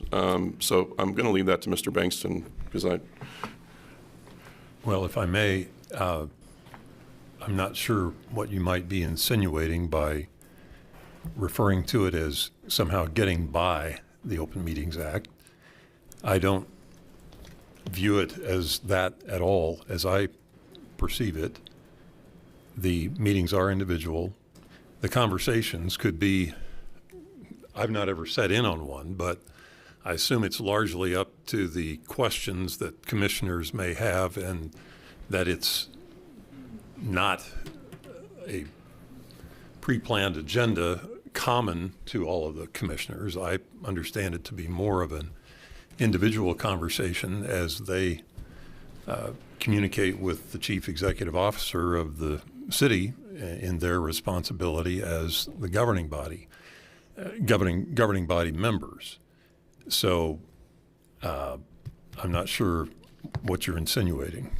I'm not insinuating anything. I was just asking the question because I'm confused, because I was told that they meet with the city manager and it basically all of the items that are going to be on this agenda for Monday are discussed. And I'm not saying how it comes out. I mean, you can read into that, whoever can read into that however they want. Let me clarify something, and maybe this will help cut the conversation a little shorter. So when we go in and speak to the city manager, we're not communicating with the other commissioners. Like when I go in and talk to Jacob, I have no idea what Commissioner Davis or Commissioner Ivey feels about any particular item. Most of the time what comes up is more procedural or detail elements. And I'm sure, I mean, if you're on a board, you can understand that looking at these packets and these agendas, that there might be some intricacies and nuances that we might want some clarification on. And part of that is when we speak to the city manager, and if he doesn't have the answer, he'll get one for us. But it's kind of part of the process. And I can assure you there's not anything, there's no chicanery or anything unsavory going on. It's just us trying to do a better job and being prepared for the meeting. Very so good. That helps you out. Good explanation. But like I said, I had heard basically that basically almost everything's cut and dried before you even come to these meetings as far as what the city wants. No, Yeah, if that was boy, the case, you wouldn't get the discussion that we just had about the brochure. You wouldn't get 3-2 votes because everything would be decided and everything on here would be 5-0 vote. These meetings would go so much quicker. I mean, I'm not trying to be facetious or sarcastic. I'm just saying, like, if that were truly the how things went, and I think there may be examples of commissions like that shouldn't be doing it. I imagine it's not beyond the realm of possibility somewhere out there in the U.S. It's done that way and not supposed to be, but again, the conversations and the discourse that we have it's genuine, it's organic, and it's part of the process. And again, these meetings wouldn't go till at times 7 or 8 at night if we had this all figured out from the get-go. And I haven't been sitting here all that long compared to others, but I believe that's the way it's always been. That's the right of a commissioner to meet with the city manager, who the city manager answers to the commission. And I would say that's also a very common practice across city management and the profession, is to meet or offer meetings for a governing body. I've been a city administrator in a small town where I've had commissioners that didn't want to meet. So it's up to the city commission if they want to meet or not. But as the mayor said, it's generally just a conversation of questions, question and answer, and we do that. So. And our city managers have, I would say, gone to great lengths to never bring up what another commissioner has said in their meeting. I mean, it's just known. We don't ask, and it's not volunteered. Those are just personal meetings. We may want to, well, tell me about a sewage lift pump. How do these things work? I mean, I'm just using that as an example, but or procedural things, or if the city manager, if it's anything that they're having a problem with. I mean, it sometimes, business may take only 10, 15 minutes, and it may just be, sit there and look out the window and enjoy the view. But it's our city managers have gone to great lengths to make sure there's no hint of a serial meeting going on. And I typically show up with a list of items that have been brought up to me by citizens. Mm-hmm. Yeah, that's a good point. That's definitely part of the conversation on my end as well. If the constituency has a question about various items, so that's kind of where we get updated and again, any issues that we need any kind of clarity on, we get it. So, because the bottom line is, they're the professionals. We're elected officials. We do the best we can with the information that's in front of us, but none of us went to school to be in city government. Here we are. If you want something taken care of, let me know. I'll put it on the list. But I appreciate you bringing this up, because I think it allowed us to kind of clarify any misconceptions that might be out there. So thank you. I thank you all for clarifying that, basically, because that's you can get into, by listening to other individuals, you can get into the assumption that that was what was going on. Understood. So, thank you. That goes back to Commissioner Hoppick's comments earlier about people on social media fueling the fire. That's where a lot of that stuff comes from. Mm-hmm.